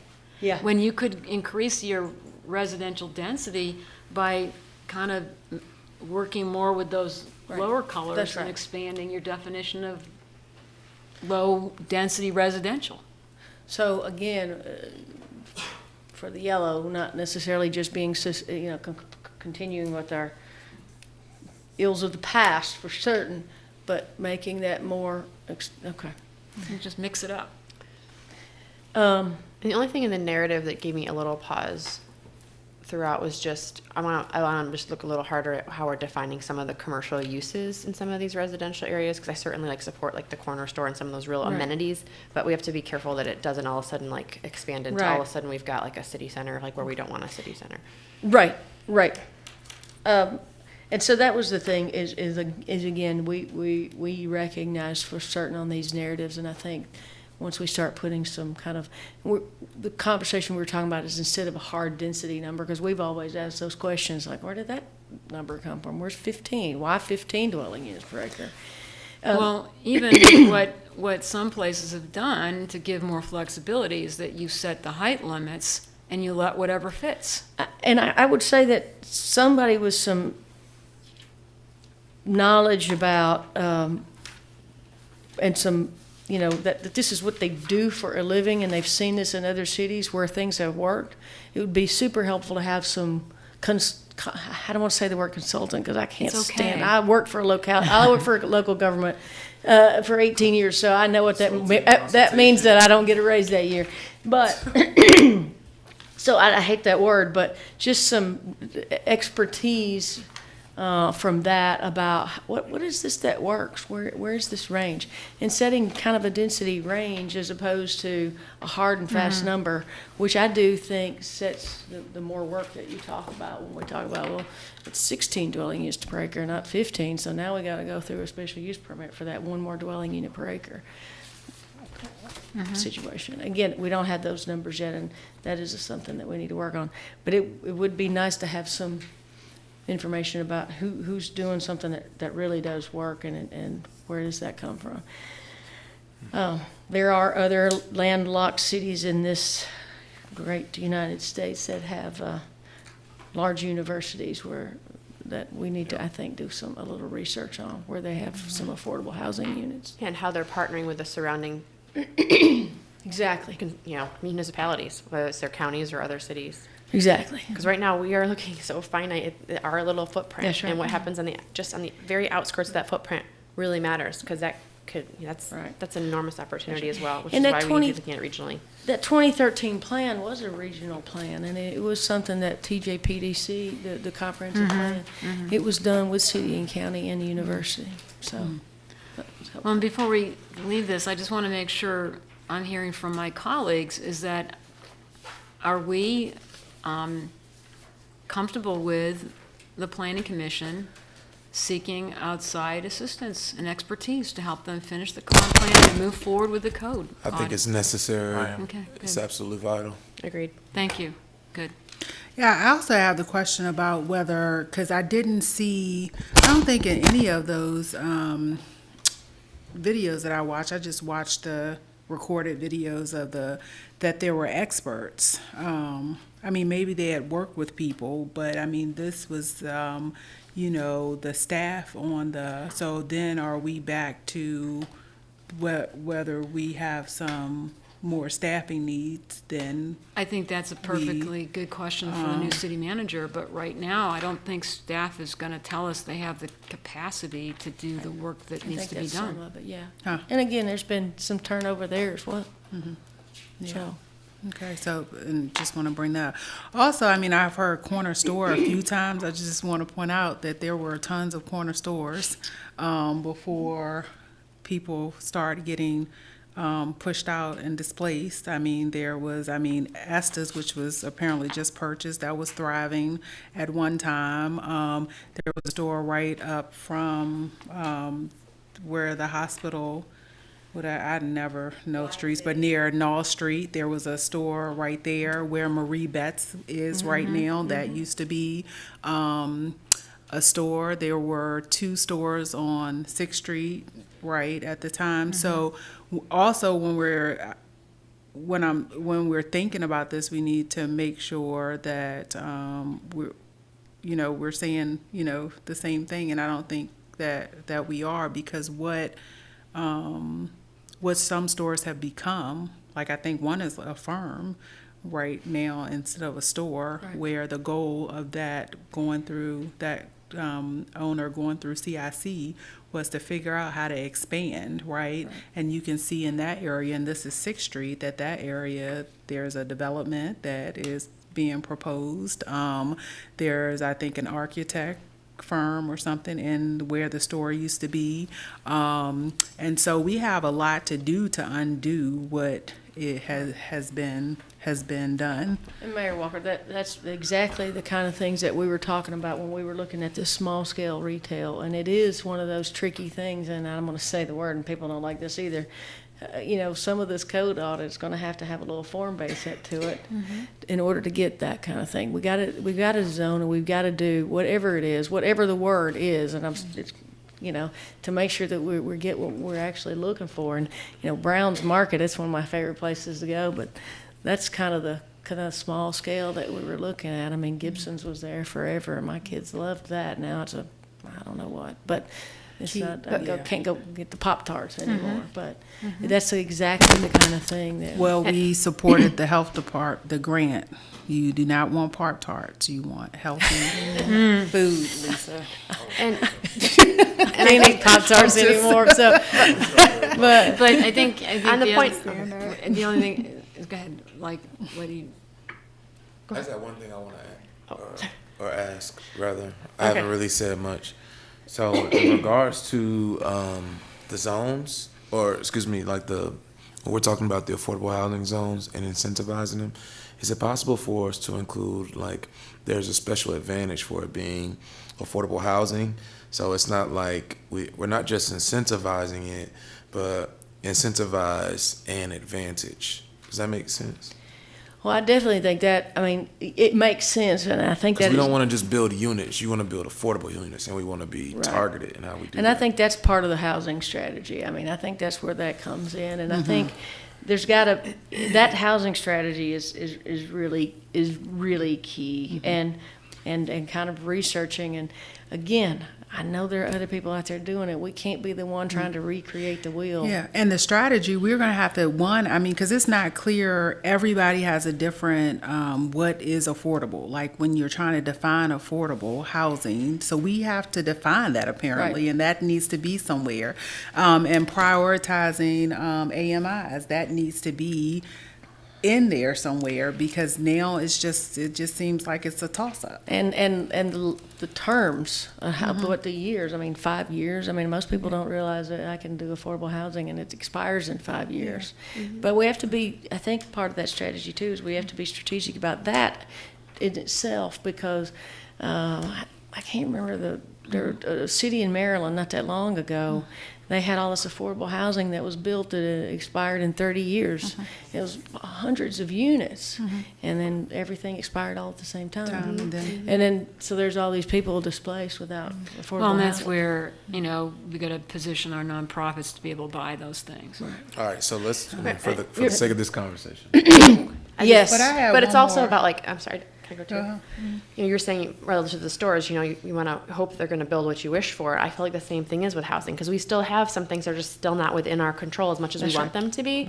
And the last thing I want to see is some of these single-family homes in 10th and Page torn down so someone can put up a triplex, because now we've given you the opportunity to do that, and then it's going to just boost property values all around. That's right. And then you've lost that unit for that family who maybe had been there all their lives, and just those types of tugs are concerning to me. So I'm just really interested in, through the housing strategy, how can we put some assurances in place so that is not the pattern that happens. And it does relate to this notion of physical character, because I think Councilor Bellamy and Councilor Signer, you'll remember very well what happened with the Booker Street debate.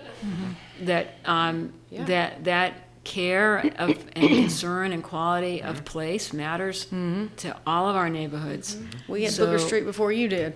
Yes. So It's a good example. it's it's a critical thing to keep in mind. And the Willow Mills feels the same way about its sense of place. Little High Street, we saw that. And now, and then the 10th and Page with the big debate with Dairy Central, which was on the edge, and that was transitioning. Right.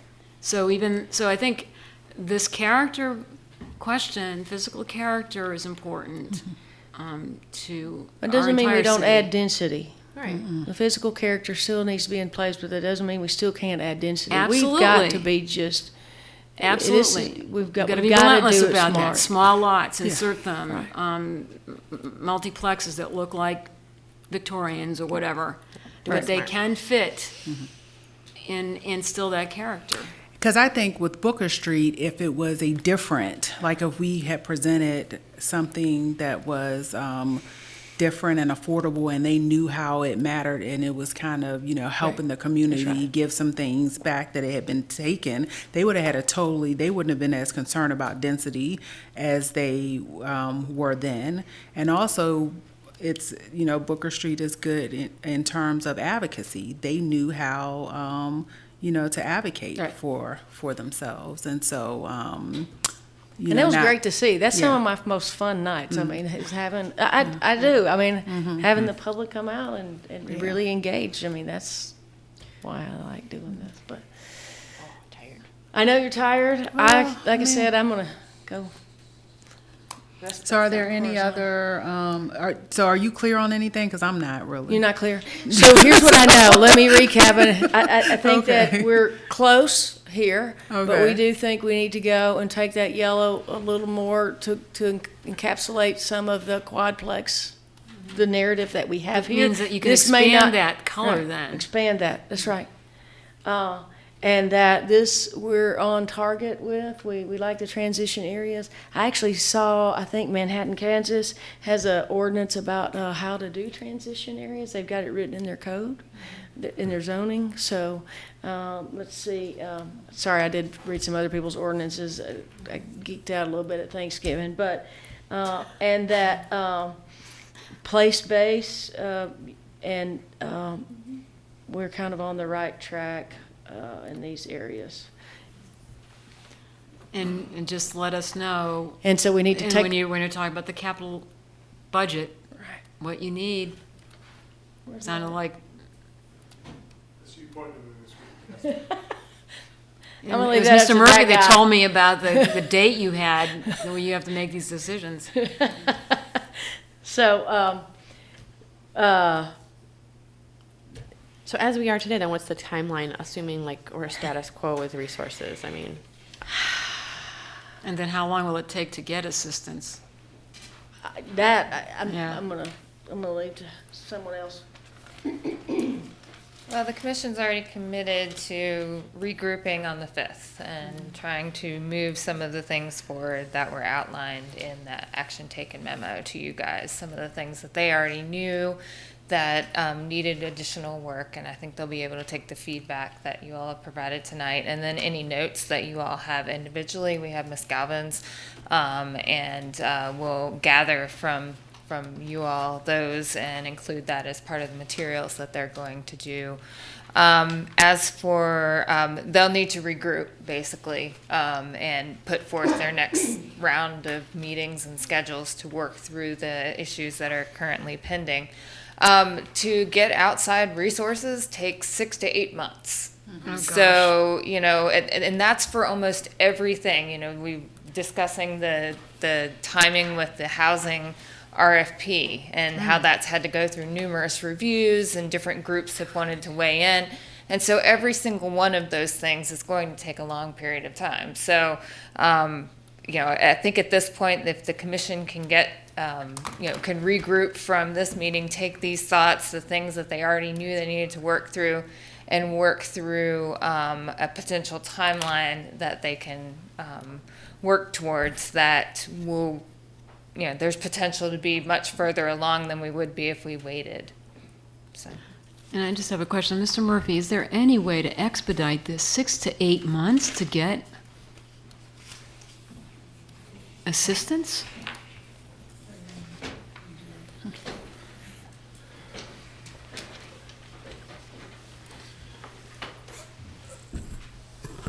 Yeah, I think it's certainly possible, and it certainly does occur in some cases. I think that the bigger the circle of those who must be engaged in what is going to be in the RFP, the longer the process takes. And I would imagine this is one with a big circle. And so I would guess that it probably takes a little bit longer than some. Are there cases where I think that, you know, we've turned around RFPs and made decisions fairly quickly? You know, I would say more in the 3-4 month range. I mean, that can happen. This is a project of a magnitude where I think that would be a real stretch objective. I Okay. think 4 to 6 would be about as aggressive as you might ever be. Just want to echo, thank you so much to Thank you all very, of your very much. team. I mean, we Thank you. recognize this has been a tremendous effort. Yes. So don't let that get lost in, And we're in trying all to get the help for you. discussion. But So you want to, we'll keep working, and then hopefully we'll get closer, and then you let us know. Well, I would like to ask the council and myself a mechanics question, right? You're talking with Ms. Green about the process that they're about to engage in, which is, you know, reviewing the manager's draft of the 20 through 24 CIP, which means money that doesn't get released till July 1. Is that really what you were thinking of when you were talking about adding resources to the Nope, I think table? it was immediate, right? Well, I think, I mean, we do need to get the Don't know where it money come from, but- dispersed when we need it, when they need it. So It's does out of it, my pay grade. I'm gonna sit back there. I just, so they need it all up front, though. they may, I mean, we don't always make decisions about consultant contracts based on fiscal year. We make the decision to do it, and we have the resources to engage. So I'm not sure why we have this question. So is it a situation where you don't think we have any extra resources at all to do this, and we're going to have to wait for the next fiscal year?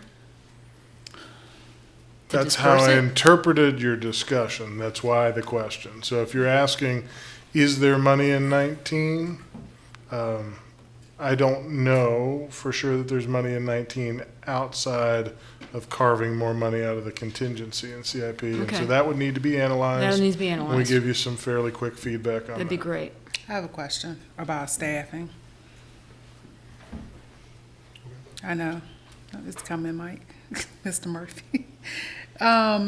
The wait until the new city manager is hired and evaluate everything, do we not have enough information to staff sufficiently so that this is happening with people who are dedicated long-term to the organization versus bringing outside people in?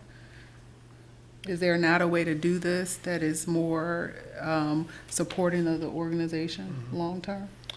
From my perspective, you want to wait for the new city manager about structural questions. If you're talking about resources at like the planner level, that's a different question in my estimation. And I think that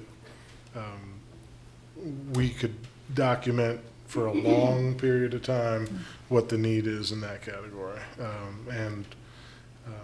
So I would feel, I wouldn't feel uneasy about adding resources kind of at the worker level. I would, if you had wanted to proceed with the notion of should there be an additional assistant city manager or things like that. I'm unclear on what we're talking about because so the RFP for this 6 to 8 months, we have staff who've done an excellent job getting us this point within staff, but then it sounds like the commissioners need resources with it's a volunteer commission and you all, so that there's a difference between having a professional consultant have to do the RFP and having resources for a volunteer commission that has extra stuff to do, and that seems to me that you could have somebody helping you all with Here's I mean, the thing, I'm Mike. unclear on what The we're, planning commission shouldn't be pulling all this together by ourselves. Yeah. We are a volunteer organization. right, okay. All right, I'll give you a great example, and I only know what I know because I do it all day. When there's a dedicated staff person at the county for the comprehensive plan, that's what they do. Huh. Yeah. When they just did the Rio 29 plan, it went, the planning commission didn't put that plan together. Staff put it together, took it to the planning commission. It went through the planning commission in 2 hours. It was then presented to the city, the board of supervisors, and that plan went through in 30 minutes. And what's happening right now is you have I staff who think are staff is doing a I lot of don't- other things. who- Yeah, They're taxed. they're taxed. Yeah. And so we need either something, but you have a volunteer organization putting together one of the most comprehensive plans that we've ever done in the city. And Is it easier to hire somebody for a temporary staff position than have to do an RFP like what you're talking Well, about? I think So Mayor why Walker does it have said- to be a temporary? Well, Yeah. Okay. I'm just saying, we Well, went I down this mean, RFP path, and I know those are. It needs somebody that has a high level of authority and expertise, like the person that came from the Piedmont Environmental Council said, like we had approved a year and a half ago, was the assistant city manager for the built environment. That position was never filled. And so we don't have that dedicated person who's driving this. And now it's really late in the day. But and you're that's right. A dedicated person who's committed to the town is what we need. I mean, and that is true. But it doesn't have to be that position you're talking about. I think the new city manager needs to look at. But if you're talking about a staff member in this department that could help with what is needed, that we should be able to, if there is, to find funding to support that and to see if I do think it that. needs to be a pretty seasoned staff person, though. Right. This is not an entry This is level not an planner. intern. This is not intern or entry level out of UVA plan or. Oh, I know, but I Certainly think not it's for a doing different the code audit. conversation, but from whether we are changing the structure of our administrative level of government and bringing in a third assistant city manager.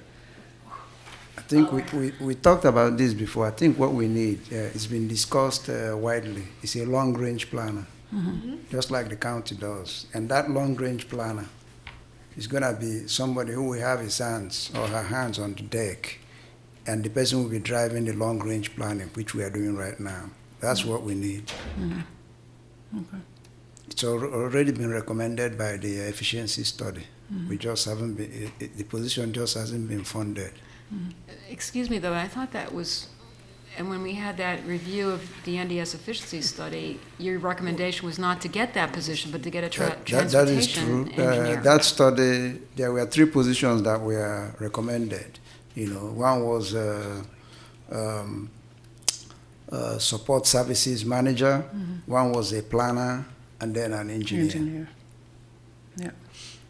So we have funding How for quickly only could you one. get, the long-range planner, though, has to know how to do code audits and write zoning. It's not gonna be a regular This is a planner. real serious, That's correct. high-level position. That's correct. The person's gotta be able to do the job. Well, I think we should have staff come back to us and recommend what are our options for What path are the forward options? and Yes. what are the most expedient, efficient Exactly. costs associated with them. One way or the other, Can we we get gotta that get the soon? expertise you need. And has the city ever had a long-range planner? No. The configuration of the department has changed over the years. It used to be that there would be a specific planner dedicated to different activities. At one point in time, we had a comp planner, we had a preservation planner, kind of like we do now. We had one person doing development reviews. So if 10 plans came in, they'd have to turn them around in a week. The model now is more focused on having someone dedicated to being a liaison with neighborhoods and working with projects within certain neighborhoods and being able to build those relationships. So right now, Ms. Newmeyer leaves in a day. I'm taking on plan review, as well as all the other planners are doing that. Do you have people, like, what is your timeline to backfill her specifically? We're in the recruitment phase, but these things take time, and it takes time to bring someone on and train them. And so the development review, the day-to-day reviews, continue forward. They come in, you have to deal with them, they have time frames. And so we spend a lot of time working through the logistics of the things that were required by state and local ordinances to make sure that we move forward with. So the longer term things end up being secondary to those things that are more immediate. You know, as you noted with the position, we had some choices there, and the choice from the department was to focus more on that engineer. We are backlogged on plans for review on the engineering side of things, and if we can get that caught up, it allows some of the logistics in other areas to work better. You know, we do the best we can with the resources that we have. You know, this comp plan review has been kind of unusual because the commission has been much more the driving factor. It hasn't been staff providing materials and having them torn to bits and rewritten. It's been the commission coming forward with the ideas and then us providing the support in the background and creating the documents that help support the ideas that they put together. And so it is a very different dynamic. It is a change that we've gone from one commission to a very different commission now, and so they're just kind of having some growing pains as to how they're all going to work together there. You know, I think that a lot of really good work has been done, and we're doing the best we can with the resources we have. Thank you. So Just I to will be just clear. put in a plug for Missy and the rest of the team. What she won't say is, you know, the incredible amount of work they're doing on plan review. And that's before, you know, the city manager comes to them and says, hey, go do this review in 8 days instead of 21 because it's such an important project, or other pressures that, you know, have, you know, come to their doorstep as a result of, you know, trying to really understand projects that need to be accelerated, but it's at a cost. You know, they are really working hard with what they have available. And if I just might add, it's kind of a chicken and egg. A lot of the work that we're doing is because our zoning is so broken. And so we've got to get to the point where we're outside of crisis management so that you can get to the point where you're doing the long-range planning that as a growing city, we absolutely have to have. So I hear this, but I'm hearing too that we want some comparisons from staff about what kind of staffing they need and at what level and what cost and how quickly they can come on board. But we're also still going to be looking at what it would take to get, you know, outside expertise, if that's also the best way to do it, right? Am I hearing that right? Yes. Options. So in terms of the staffing needs, what do we need to know other than that this efficiency study we already paid for and staff is saying that it's what we need? What else do we need? Well, cost and time to get them on board and their expertise level, because we want to make sure that this is the right person. You need a funding source, and I would say ballpark, you need 90 days from date of post for those kind of positions. Okay. All right. Okay. And so can we probably get this feedback end of January or something like that, 1st of February, as to where we're going with this? You want Does it take an agenda item in a Just an January update. meeting about consultant versus filling staff posts? And what are we going to decide to do to get them on board? Okay. Okay, thank you all. Thank you very much. Thank you. Can I stay without staying? We have that. No, this part is over. coming up. We are going to have the in a second, the latest community matters. All right. Good night. Hope you feel better. I'll be all right. Feel better. Thank you all. Thank you. All right, so we are at our, any other business? I have one item, Madam Mayor. But before we do other business, don't you have to have your J? We already did that. We already did. We did it. Oh, we We did, that's voted right. on it. So I have one item for future discussion that I'd like for us to bring up. It's come to my attention in regards to Preston Avenue, and the individual in which Preston Avenue is named after, Thomas L. Preston, was a staunch leader of the Confederacy, as well as the former rector at the University of Virginia. I think it's important. There's a lot of people who don't know that information, and I think specifically in light of everything that's transpired in our community, I just personally think we need to look into whether or not we can change the name of Preston Avenue. I've seen this happen and occur in several other cities throughout the Commonwealth. Alexandria being the latest, they changed all of the names of Jefferson Davis, their main road, Jefferson Davis, on it to something a lot different. And I think it's something we should explore as well. Even when you look at someone like a Eugene Williams or a Teresa Walker Price. There are a lot of other names or things that we can name these streets than naming them after individuals who not only owned slaves but fought staunchly in the Confederacy. I don't enjoy riding up and down Preston Avenue, the same avenue that's named after somebody who probably would own me. And I don't think it's appropriate in our city. Okay, so, So I'd like for us to discuss it in the upcoming meeting. all right. And I'll be sending council more follow-up. I actually am going to send you all an email in regards to it right now. Okay. Thank you. All right, now we're at our matters by the public, so if you would like to speak. Don't. I would be here this late, I wouldn't, but I'm talking for other people that can't come and won't come. Cause I am wore out. I just wanted to bring up a couple of things. It's about the snow removal. And I have been asked by some seniors, and I'm one of the seniors as well.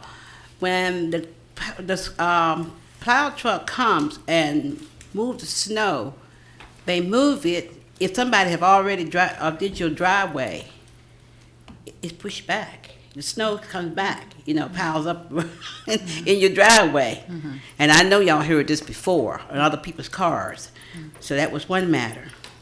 And then I heard on the TV, they used to have where we, myself included, as a senior, could call for help to plow their own, help them plow the sidewalk, because the city gives a certain amount of time, or they're going to fine you or either send somebody to do it and charge you. Now, when I heard this on the television the other day, they were saying, ask your church members. That don't work. Or your neighbors. Neighbors don't come out to help anymore. Cause, I don't even know half my neighbors anymore. So what is that? If somebody can answer that, who do we call when we need somebody for help? Because I can't do my own anymore because of my back and my knees. Mm-hmm. And so luckily some guy that comes by and speaks to me every day when he sees me, he came and knocked on my door. But see, that's something I don't want to depend on because I have to get out and do things myself because I live alone. So do we still have a representative for the neighborhood that you can call for help? So I don't know these things. When I hear stuff on TV, that's what I go by because I didn't know. I thought we could call our neighborhood representative. But when I heard that on TV, I thought I'd bring it to your attention. And what else did I want to bring up? Oh, I told you I was going to bring you some photos, which I did. But you can also, it's in the Google spot where you can go in and find photos yourself. But I did have my son send me these photos. About, the arcade I was Yeah, telling you yeah, about. thank you. Yeah, when I say I'm gonna do something, I will do it. Thank you. So anyway, but you can Google it. I got the Thank you. information in there Yeah, for you. Okay. Thank you so much. So, because when people want to have events for the children, it doesn't matter what age, teenagers, because I got a picture of my son, my grandson holding the ball from the arcade. It's teenagers like that stuff, younger people, because they have to go away to Fredericksburg, to Chuck E. Cheese and that kind of place. I don't think this kind of city that's grown so many, all this time is building up. Why they don't have a nice place for the young people to go? You shouldn't have to go to D.C. or Fredericksburg or Richmond for some activities, because you can only swim for how many months a month, a year. It's got to be activities for our children. They're shutting everything down, and that don't make sense. You're bringing all the people in, but ain't building nothing for the kids. And he was talking about over there, the new development, where people are worried about their children. You got 2 or 3 kids running around in the house all day long. They need to be outside somewhere, because that's where mine were when they were young. So this makes a difference for parents, seriously. And that is probably all I had I stayed because other people were concerned about the snow removal. Some people up off of 5th Street said they had to call for them to come and remove their snow. And when they called, the person answered the phone and said, well, I thought they came. They had to call them to come and remove the snow. And I thought that they had everything planned for snow. We don't get that much snow, but don't they have things planned to come and remove the snow? You shouldn't have to call city to do that. So if I hadn't said I was going to tell the people that I was going to bring this up, I wouldn't stay this late, because I don't want to stay this late. All right, thank you. Thank you. Thank you so much. But that's Rel- exciting there. Relative to the sidewalk removal, I know that the city manager's office does take some calls, and then they reach out to the neighborhood leaders. I know when I was a neighborhood leader, that the city manager's office would receive those calls and reach out to the neighborhood leaders, and then I know we had some people that offered to volunteer their time within a certain radius to go and help with those things. I wonder why when I listened to the TV, it said you should go and ask your church members. I'm sure they're just making suggestions. I'm just letting you know that I think that it's not a complete dead end. I mean, I'm not saying they can guarantee that there's going to be a volunteer, but it's worth the effort just to see if there's someone within your neighborhood leadership that could help to make that kind of connection. I don't even know who's the leader in my neighborhood. I think if you go through the city manager's office, they could help you with that pairing. Okay, thank you. It used to be the Boy Scouts would come out and help too. Was there not anything like that anymore? No. They ain't coming in. Well, I know, but that used to be, and that was only about 5 years ago. Good Good evening. evening. I've stepped up. This is what I was going to talk about before I conceded my time earlier this evening. On December 11th, I was on the downtown mall having lunch with a friend of mine, and I witnessed some behavior by the downtown resource officer in regards to people who were on the downtown mall that I consider houseless, not homeless. They weren't doing anything to bother anybody. They were just doing what they always do, which is sitting in their living room, which happens to be the downtown mall, and just watching people go by. And I spotted someone that I wanted to contact with because another colleague was didn't know who this person was, but needed to speak with them about some issues regarding disability filing. So I went over and talked to this person, and as I was doing that, I noticed that the resource officer was talking with a group of people who were in the area of, I guess, I don't know I can't remember the numbers of the streets on the downtown mall, but it was where that Jack Brown's hamburger place is. And I remember that, and I watched them have a conversation and basically chase those people off the mall. They definitely said something that generated a response of maybe they should leave the mall, even though they were just sitting there and watching people, and actually physically watching the resource officer walk down that street to make sure these people were off the downtown mall. Now, the reason that bothers me is about 3 or 4 years ago, when there were individuals that didn't like the fact that people who were poor poor and didn't have a place to go full-time would sit in that area, and actually a private citizen, I don't know if it was an employee of a restaurant that was there at that time, actually poured honey on the concrete planter, and I still have those pictures, so that people wouldn't sit there. And so when I think of a resource officer downtown, I'm thinking of someone who has a little bit more, empathy. And the other thing I saw is that there was someone else coming up to speak to these other people who were in their living room, as I consider the downtown mall, and maybe he was in his cups, as they used to say, and the response was, go home is better than getting arrested. Okay, I consider that kind of rude and disrespectful, and I won't stand for it for someone who represents the city to want to treat people who have no other options. Okay, if they had another option, they would take it. Yeah. This person doesn't, well, not the one that he was talking about, you could go to jail if you don't go home. This person was just talking with someone. He wasn't being anything other than just talking. And I think that I'm hoping that you have several officers that are doing this, and I hope that some of them have some social work training, because there are a lot of examples throughout this country of police departments that actually have officers who are more engaged with making sure people get resources, and this is what we're trying, this is what the whole service community is trying to do, is get people connected with resources. Of course, people have autonomy and they can take a resource, use it or not.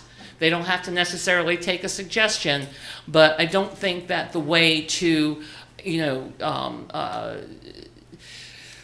react to people is to treat them as less than, and that's what I saw. I saw them being treated as less than. Now, I don't know if these were called, I don't know if businesses had made calls for service, which I understand has a different level of response than just walking up and down the downtown mall, but these are certainly younger individuals, certainly much younger than me, who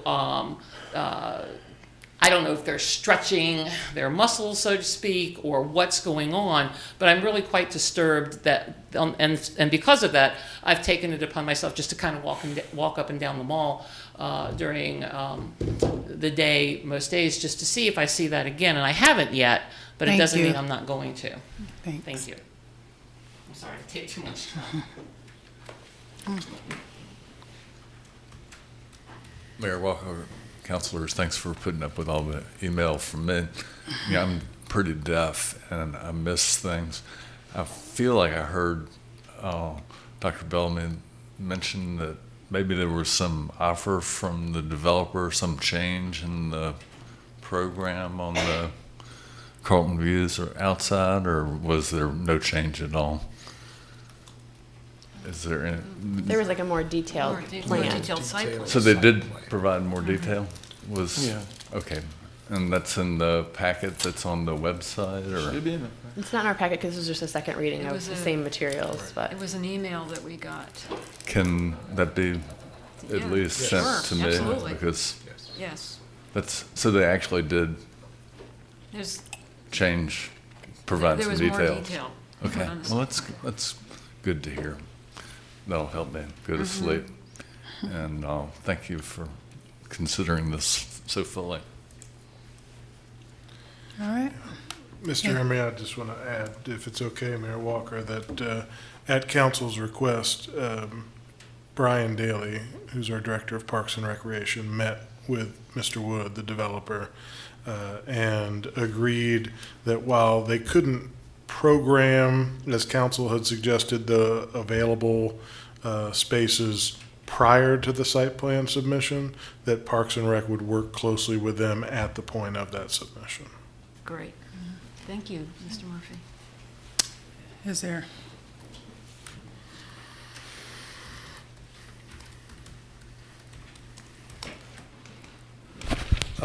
Good evening. First, kudos to Little High Street.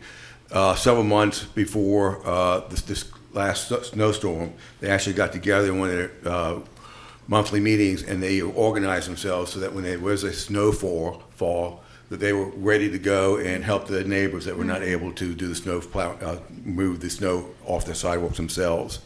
So they did a really excellent job on that.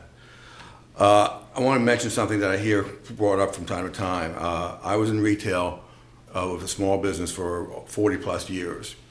And nowadays, in order to be successful in a small business, you have to do volume. If you don't do volume, you're not going to be successful.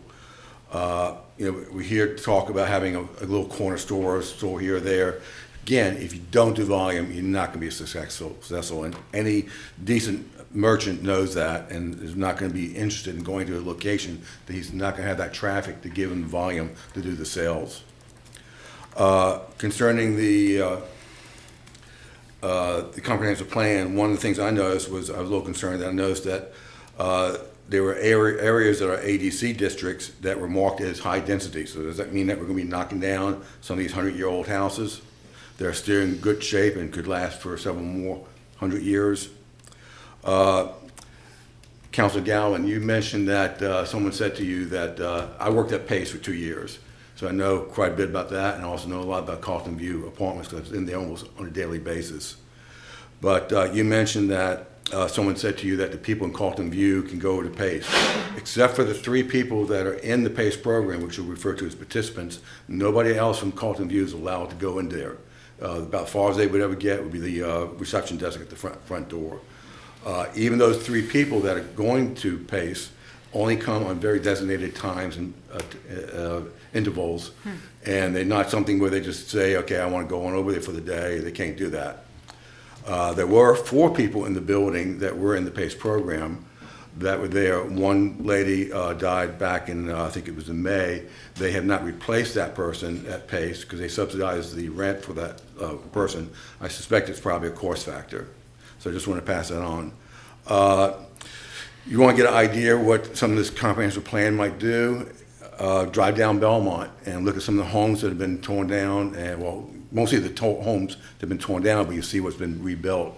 One of the things I am concerned about with this new idea, with the new plan, which in some ways I like it, but I'm concerned that some neighborhoods, some of the older neighborhoods where you do have people that are living in older homes that are more affordable to them in the neighborhoods, that those may be the first ones that get knocked down.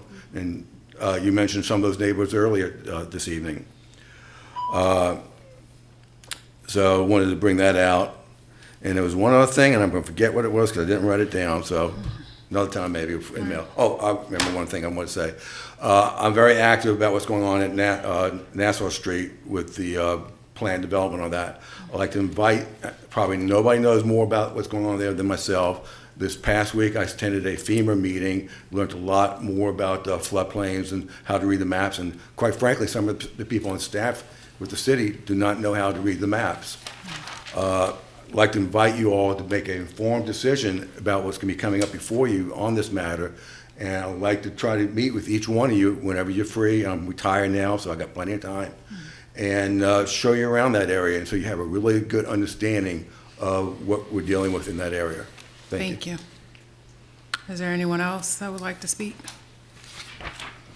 No? I gotta read us in. What? Yep. All right.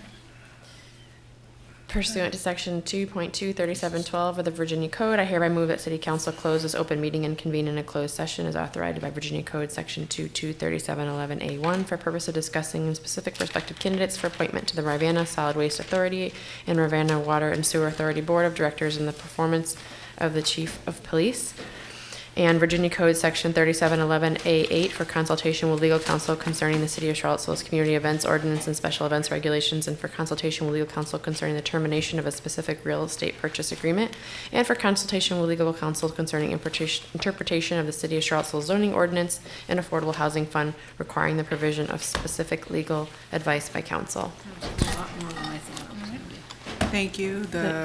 We seconded. Second. All in favor? I was the second. Can we just stay here?